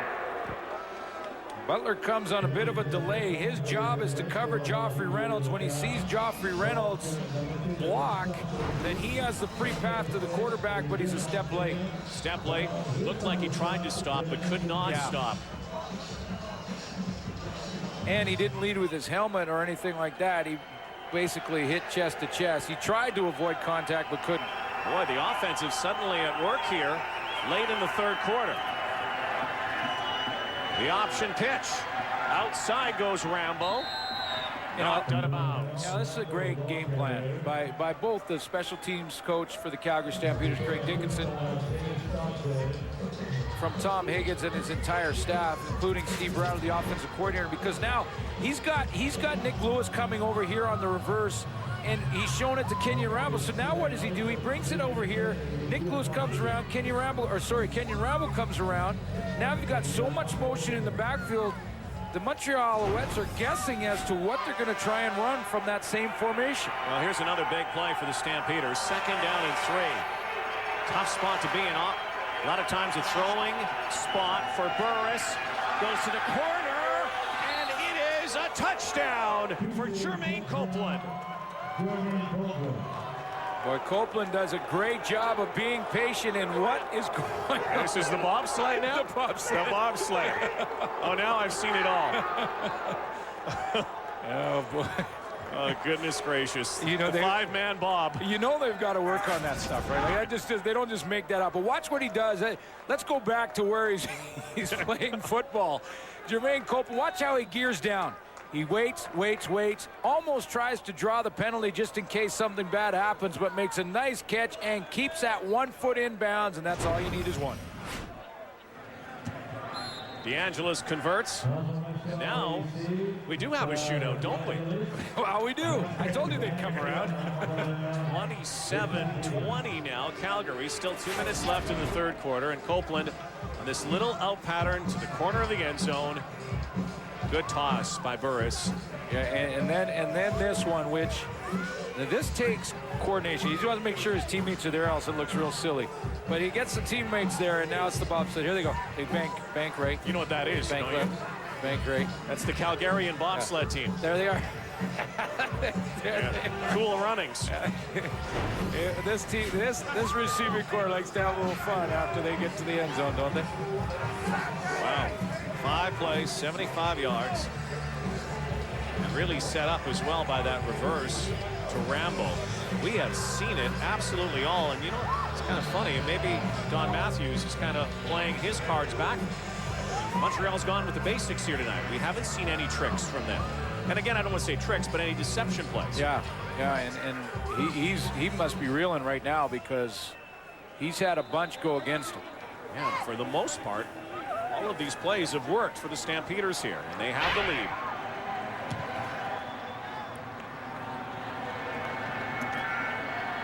Diedrich once again, star with the Nebraska Cornhuskers, trying to make it in the NFL. Talking that Darren Diedrich will be one of the stars here in Montreal. They're saying really that he is the future back. Eric Lapointe, who's not in the lineup this week and is kind of talking about maybe retirement this year, has said that watch out for Darren Diedrich. Yeah, and he'll play a lot on special teams. When you have Robert Edwards, it's tough to get in the lineup, but we'll see more and more Diedrich. Important game for the Montreal Alouettes, so you know you can't emphasize that enough. They've lost 2 in a row and not lost this year at home. Last time they lost 3 straight, Glenn Suter, was back in 2004 in October. Yeah. Calvillo spinning and turning and firing. And Terrence Edwards brings it close to a first down, the brother of Robert. Now, one thing is that they're a good fourth quarter team, so this game is far from over, but important game. 1 loss happens, you know, to every team. 1 loss happens. You get to 2 losses, there's a concern. There's major concern in 2 losses. 3 losses becomes an ugly trend, and at 4 losses in a row, changes are starting to be made in the organization, in the personnel, and everything else. So That's the importance of this game after Montreal losing 2 straight. Fumble. Does Calgary have it? Yes, they do. Sheldon Napastuk has the fumble and a turnover the other way with 51 seconds left in the third. Montreal, Robert Edwards coughs it up. In the shotgun, a little bit of a shotgun draw, and it looks like Anthony Calvillo tried to pull it out of there. Now, often the quarterback has the option to put it in the stomach of the running back, but still hold on to it for a second, because if he sees the open end, he can pull it out. Robert Edwards thought he was going to give it to him, kind of squeezed the football. When Anthony Calvillo tried to pull it out of there, it ends up on the ground. Last time a turnover in this game occurred late in the second quarter. Montreal benefited, took it into the end zone and gained momentum. Stampeders have the mo right now. Burris to Copeland again. Oh boy. Now Henry Burris is back on track. He had a problem after the interception. There were about 6-7 throws in a row that he looked hesitant and was having problems, but he is back. That throw to the outside to Jermaine Copeland, that's on 1 hash mark, folks. He's on the left hash. He's just inside the left hash. That is a 55-yard throw to get it to that sideline over top of the defender, Clint Kent, and drop it right into the hands of Jermaine Copeland. That is a very tough throw to make. He made it look easy. 15 seconds left in the quarter. Play action. And again for the end zone. Looking for Wes Cates down there. Cates felt he got run into, but in fact may have just run into a stone wall himself. Well, David Sanchez was coming across. Watch Wes Cates here. David Sanchez coming across looking at the football. First of all, I don't think the ball was catchable.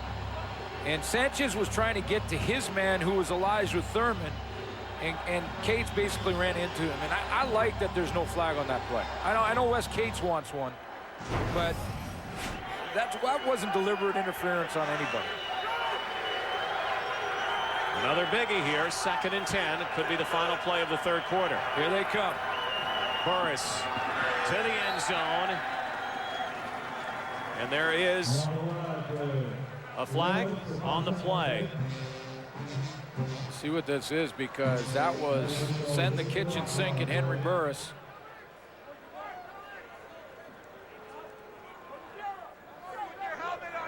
Offside.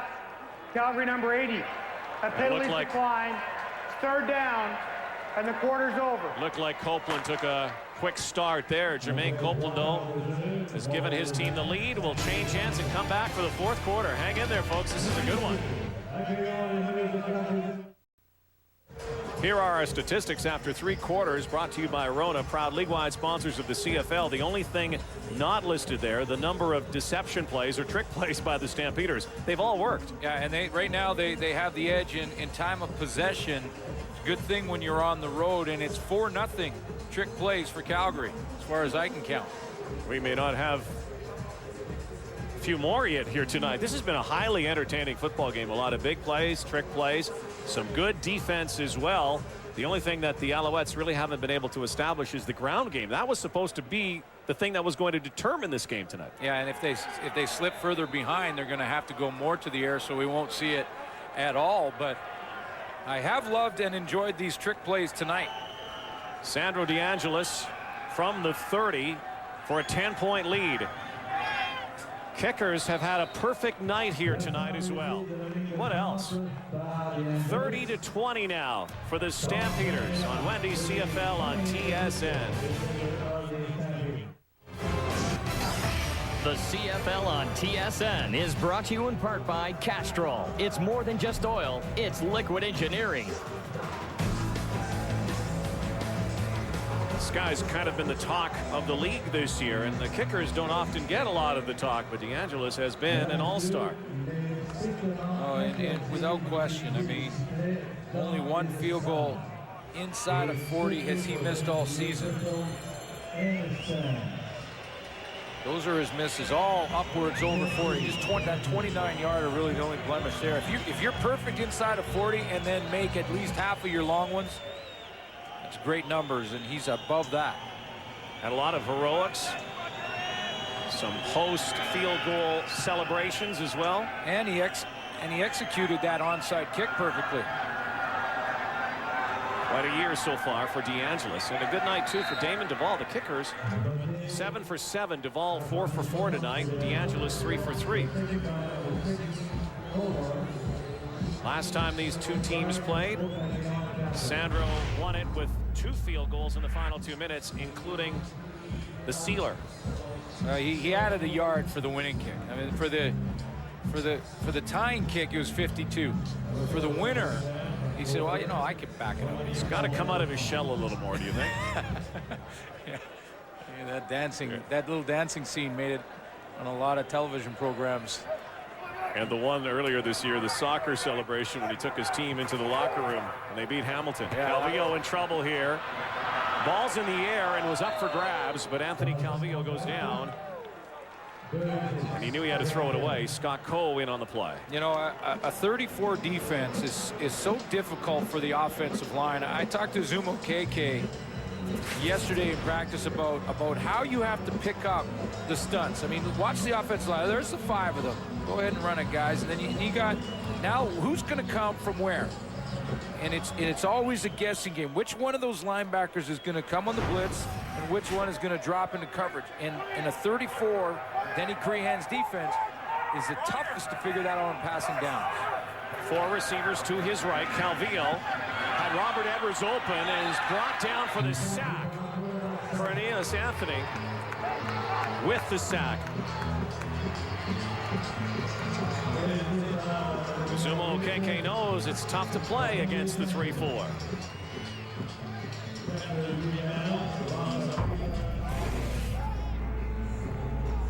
They can do different things to mix up your blocking scheme.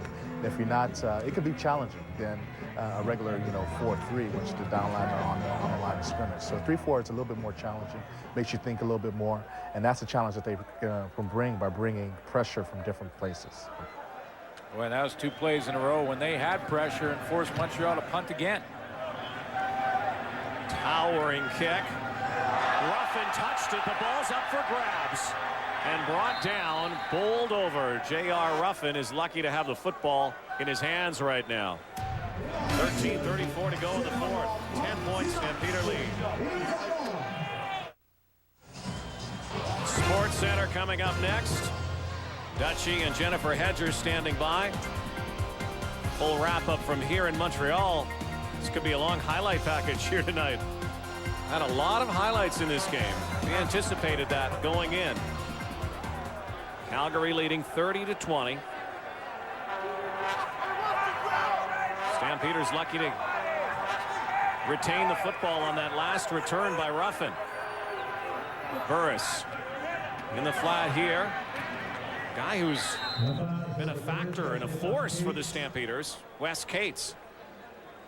It really has seen a little bit of all the action on the special teams, but we've seen him in offense, and he's had a big run in the first half to set up a touchdown for the Calgary Stampeders.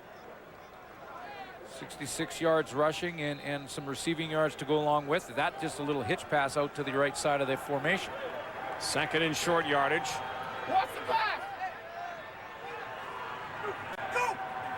Burris right behind center. Plows through.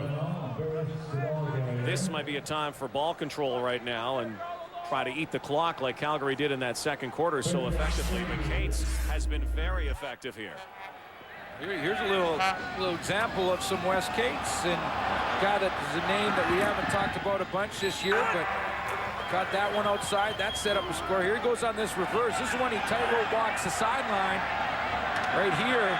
And he picks up big yards after everyone thought he was out of bounds. That's the 2nd effort that the Calgary Stampeders are getting out of Wes Cates tonight. 1st and 10. Over the middle. Nick Lewis, his 2nd catch, and he has half the first down yardage. Former Rookie of the Year 2 years ago for the Calgary Stampeders, the brash Nick Lewis. You mentioned J.R. Ruffin on that punt. He almost had the ball hit the ground. I mean, he did hit the ground. He almost lost it. That's the type of thing that gives Anthony Calvillo that momentum back. Remember that interception that Henry Burris threw changed things, and Montreal took a quick lead. They took quick momentum. Calgary's reeling. Now it's Calgary again, controlling the clock, they're moving the football up and down the field, kicking field goals. Calvillo is sitting right on the bench. Can't hurt you over there. That's what you want. If you're the Stampeders. Burris with some time unloads. Once again, Rambo is brought down. Chip Cox pulls him down, but there is a flag. The 50-yard line. We'll have to see what this is. Be interesting. It was crossing routes over the middle, and I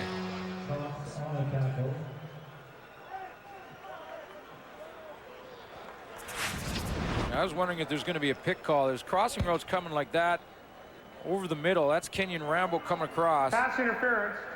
Calgary, number 80. Yeah, I thought 10-yard penalty. Repeat, second down. That's what I thought it was. On the backside of that formation, Jermaine Copeland was coming across, and he was setting the pick for Kenyon Rambo coming underneath, and for Nick Lewis. So here he comes. There's Copeland. See, not he took a step to get to Davis Sanchez and knock him off. And it's one thing to create a rub. If you get a rub on offense, then that's a legal play. But there's a fine line between a rub and a pick. And that was a pick. Sends the Stampeders back for this second down play. 2nd and 14 now. Copeland has been the guy that he's gone to in this situation. Fake the shovel. And what a catch by Elijah Thurman. Oh, what a catch. And how about Henry Burris with that little shovel fake just to buy himself an extra second to throw the football, and then throws a strike to Elijah Thurman. This is Anwar Stewart on the outside again. This has been a one-on-one that they've been in a couple of times. Anwar Stewart made an early play, but that little flick of the wrist, that froze Anwar Stewart just for long enough, and Henry Burris delivers a strike to Thurman. And again, time possession, ball possession, huge here. Stampeders taking valuable seconds off the clock with a 10-point lead. Playing a perfect road game here. Penalty flag. Carey in on the blitz. Thurman again. And there is a flag on the play. Well, that by Thurman. The flag down by Thurman and Davis Sanchez will be pass interference on Davis Sanchez. The flag at the line of scrimmage looks like it's either a procedure or offside. We'll see what happens there. But Sanchez made contact on Thurman just as he was going to catch the ball, and I believe that'll be pass interference. They might both go against Montreal. Here, let's take a look here. First of all, here's Thurman. He's going to come back to the football. He's got, see, there's the contact. That's pass interference. Montreal, that penalty's declined. Pass interference. Montreal number 2, the penalty's accepted. First down. Boy, this could be a killer shot coming up here for the Stampeders. Again, lots of time left, but if they can find the end zone, they may have an insurmountable lead. Well, this football team to start the season, everyone knew they had talent. They got off to a bit of a bumpy start, and there was tons of questions, but that talent is starting to pick it up. Burris rolls with time to the goal line, laying out. Cannot find Marcus Howell. Burris gets to the outside here. Joffrey Reynolds is going to make a block that allows Burris to even have a chance on this play. Now, he's not going to complete it, but watch. There's Reynolds there, number 21. He's going to cut back. He's going to, right there. Look at that hit right there. That gets Burris to the corner. That's a big block, and I think it's Ed Fillion to the outside. And he doesn't complete it, but he is sacked for a loss if he doesn't get that block from Joffrey Reynolds. Now the Alouette defense has to hold here, and the Stampeders know they could put the Owls in a big hole if they can convert this first down. Confusion from the Alouettes. To the end zone again, looking for Lewis, and overthrown. Chip Cox is the rookie in this lineup, and before the snap of the ball, he got him lined up right. And it didn't look like the Montreal Alouettes had the proper alignment, and Cox comes over there and just gets on Nick Lewis in time, or Burris has a touchdown throw.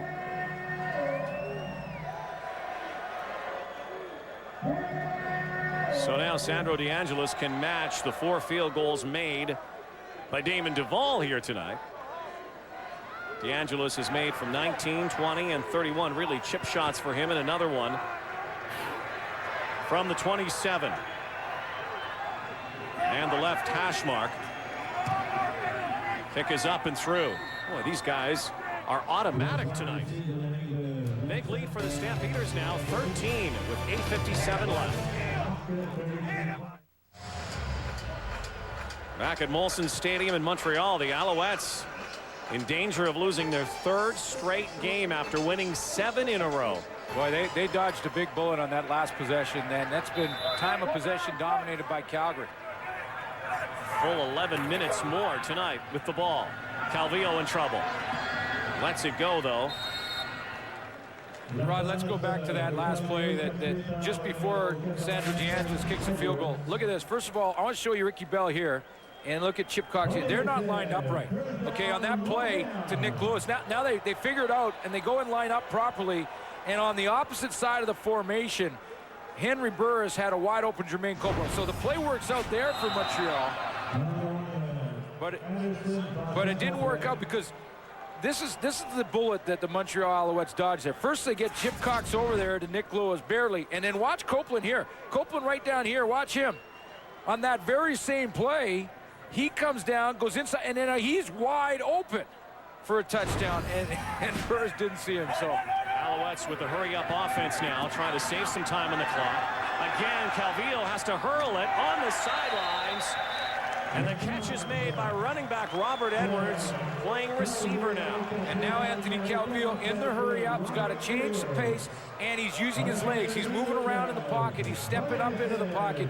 A little more active from that position rather than being a pocket passer. And again, they will quickly go to the line. They don't have to be told that they have to stay on the field a lot more here to get back in this game. Touchdown makes it a lot closer, of course. They're down 13. Play action again. Calvillo wide open, and no!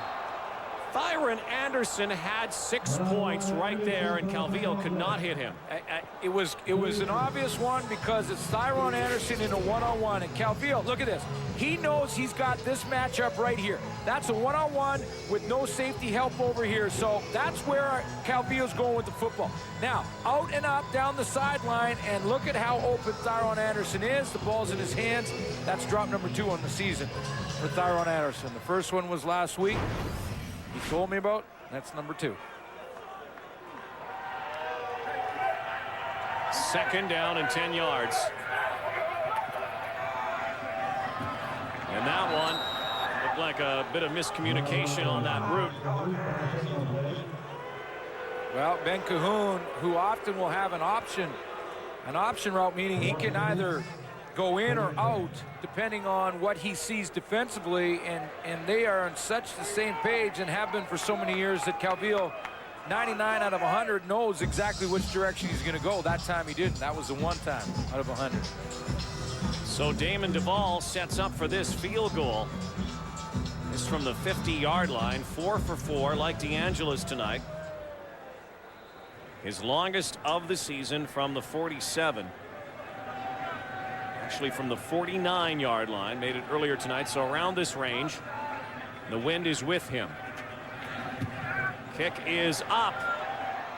And what a night for the kickers here in Montreal. Duvall leads 5-4. The Stamps lead by 10.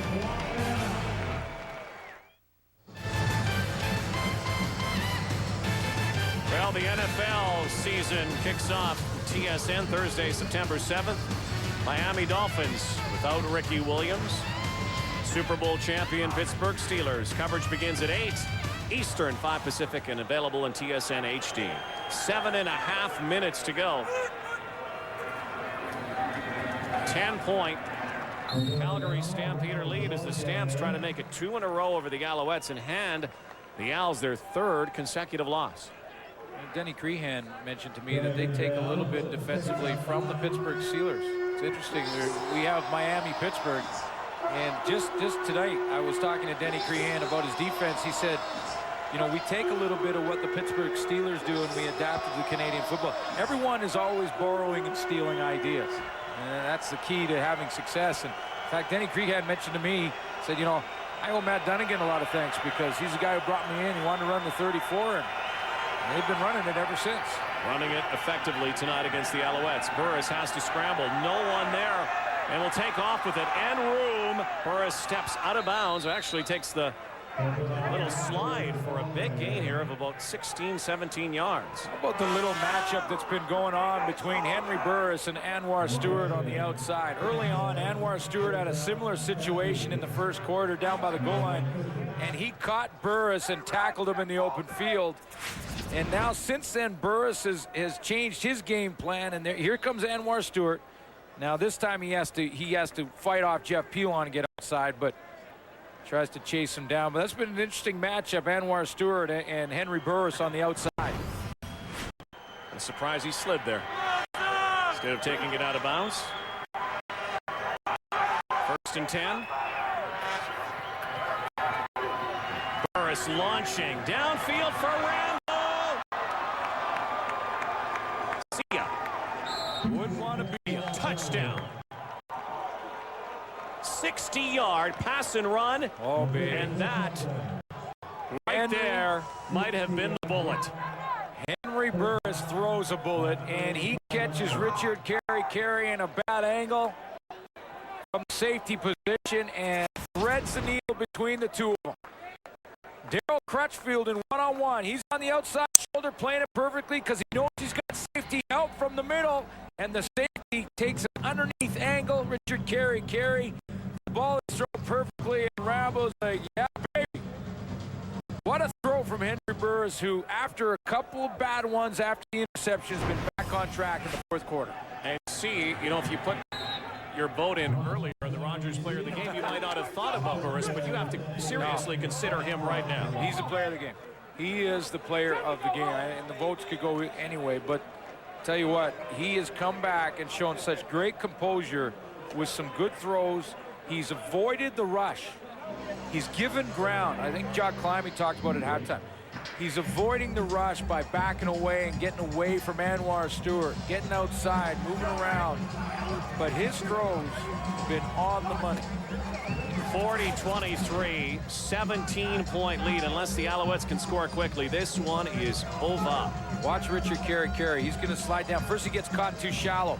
Now he's got to try and panic, get back to that middle. Now watch his angle. His angle is flat rather than on an angle to intersect receiver in football. His angle is more in this direction. He comes too flat across the ball. He cuts off Darryl Crutchfield. Goodbye. Little Johnny Rogers there. Backing into the end zone, the former Alouette great. There's Danny McManus. You see Danny McManus, you know what he said there? Perfect. We drew it up that way. That was perfect.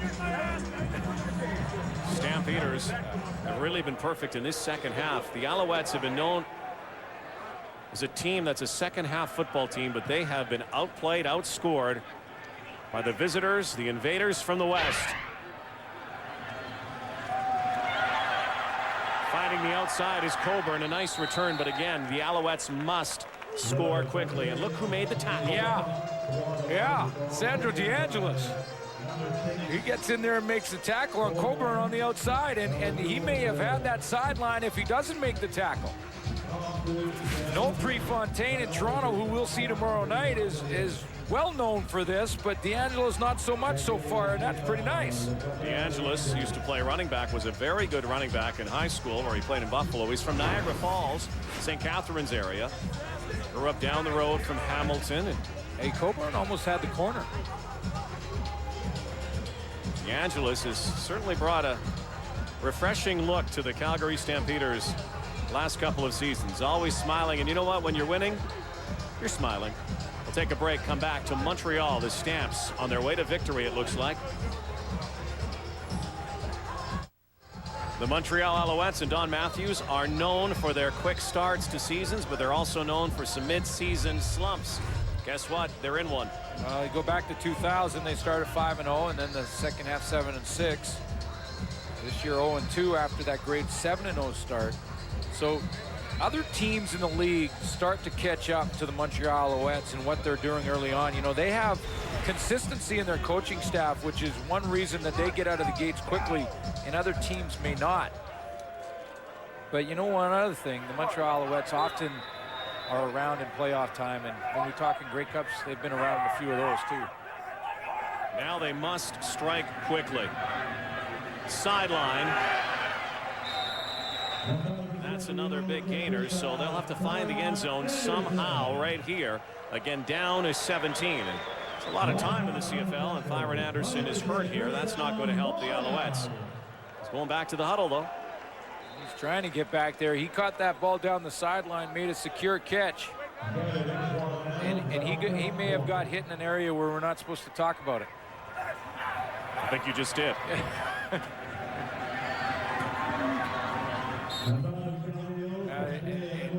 At least he got back to the huddle.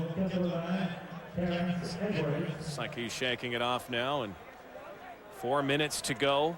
Plenty of time. There is plenty of time. And you're talking about one of the masters right there in Anthony Calvillo at the hurry-up offense. They score quickly here, and this one's not over yet. You know who we haven't heard from lately? Ben Cahoon. How about now? Guess what? This is Cahoon time. We talk about Tucker time in Edmonton. This is Cahoon time.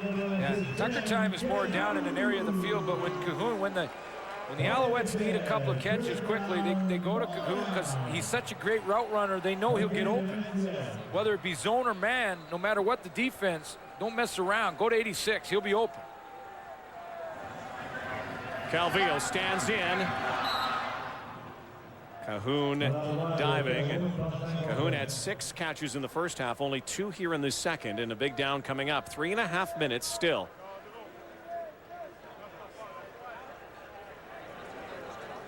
The Alouettes offense has certainly sputtered, though, in the last few weeks. And, you know, they haven't really talked a whole lot about trouble here in Montreal after the Calgary win. It was a big win for the Stampeders. Last week they did. It was an awful night for Calvillo, but if they lose here tonight, they'll be talking about trouble in Montreal. Calvillo has to scramble. He'll take off. Free lane. Goes outside. And has the first down. It was Zumo KK doing a job on the corner there to get Anthony Calvillo outside.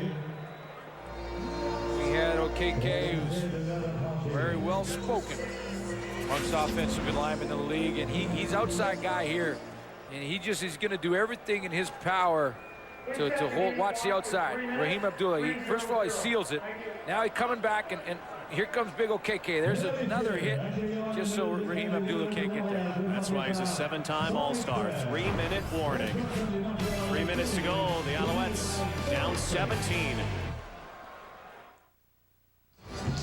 Final 3 minutes in the fourth quarter. Anthony Calvillo and the Montreal Alouettes down 17.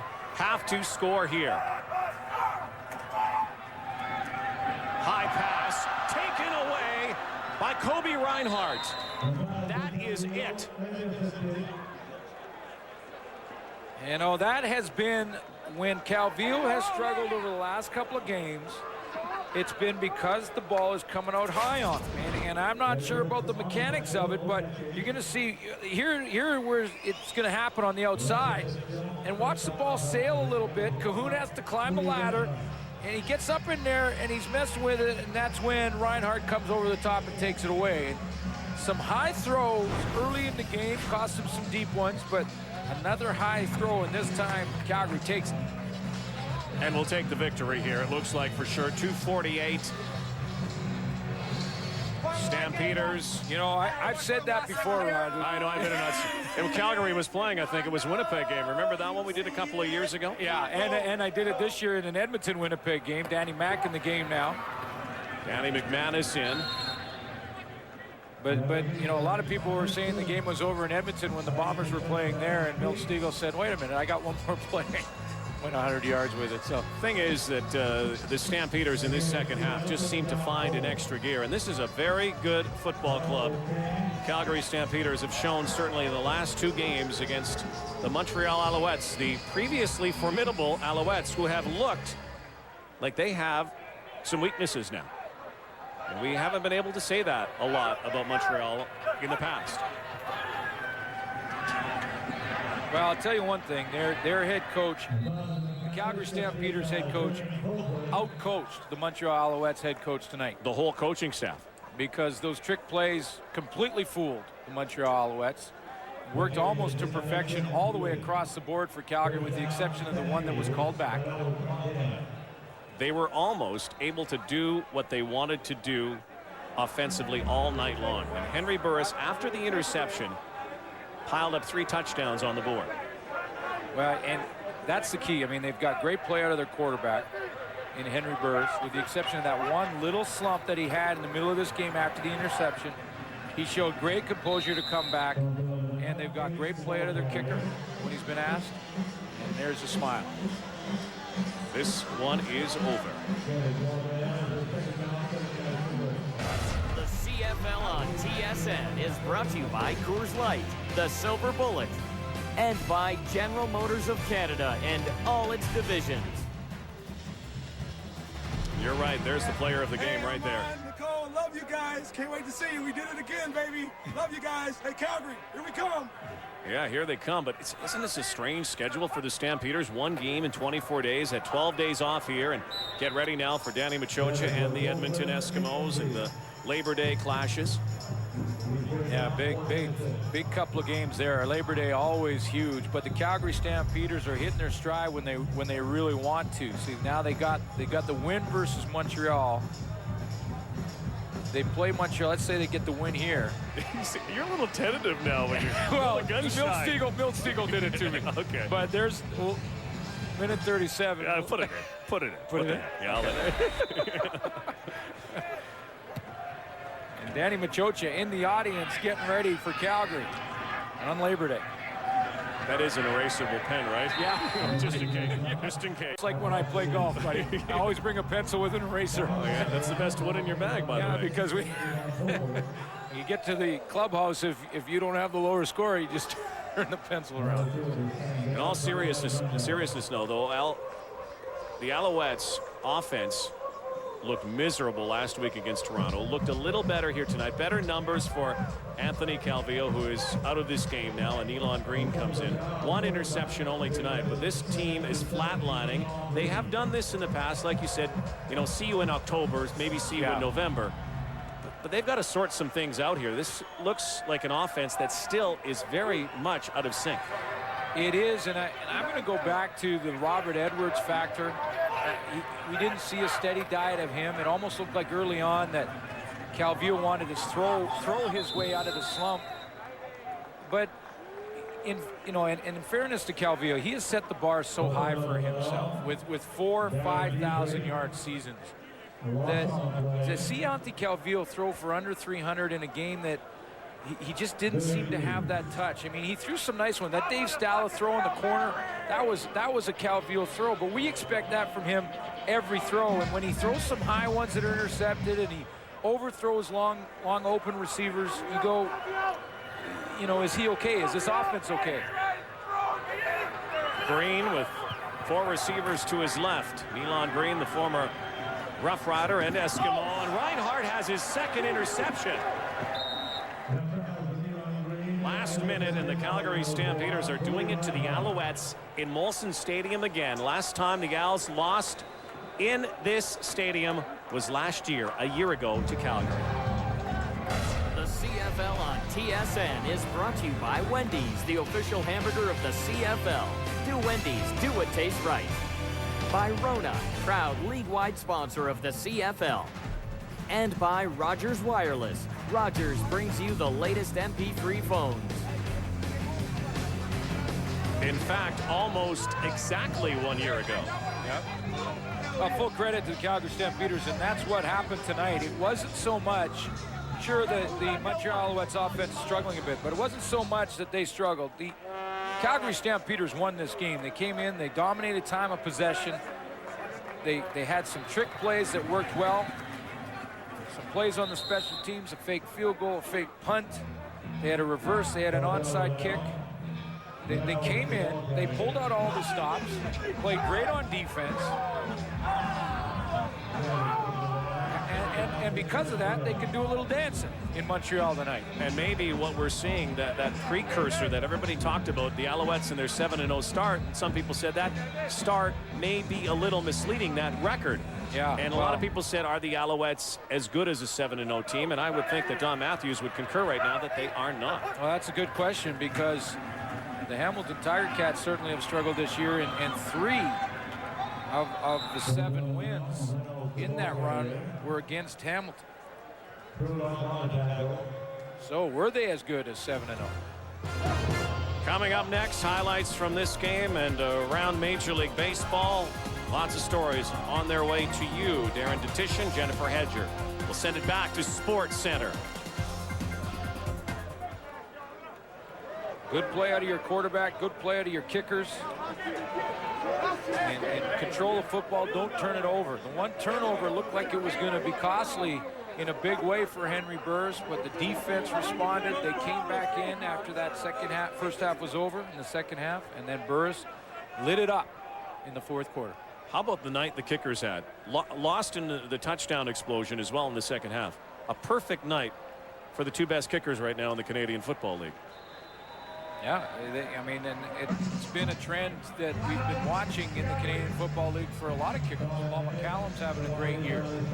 When I say best kickers, I don't want to, Noel Prefontaine. I don't want to offend any of them, but I'm talking about the top 2 point getters right now. Yeah, you got to mention them, though, or else they get upset. Yeah, right? let's mention them all. Don't mess with a kicker. Yeah, they'll get upset. Troy Westwood's in there, Sean Fleming. They're all great guys. The kickers are on track this year, and that's good to see. Could be the final play of this game. Burke Dales.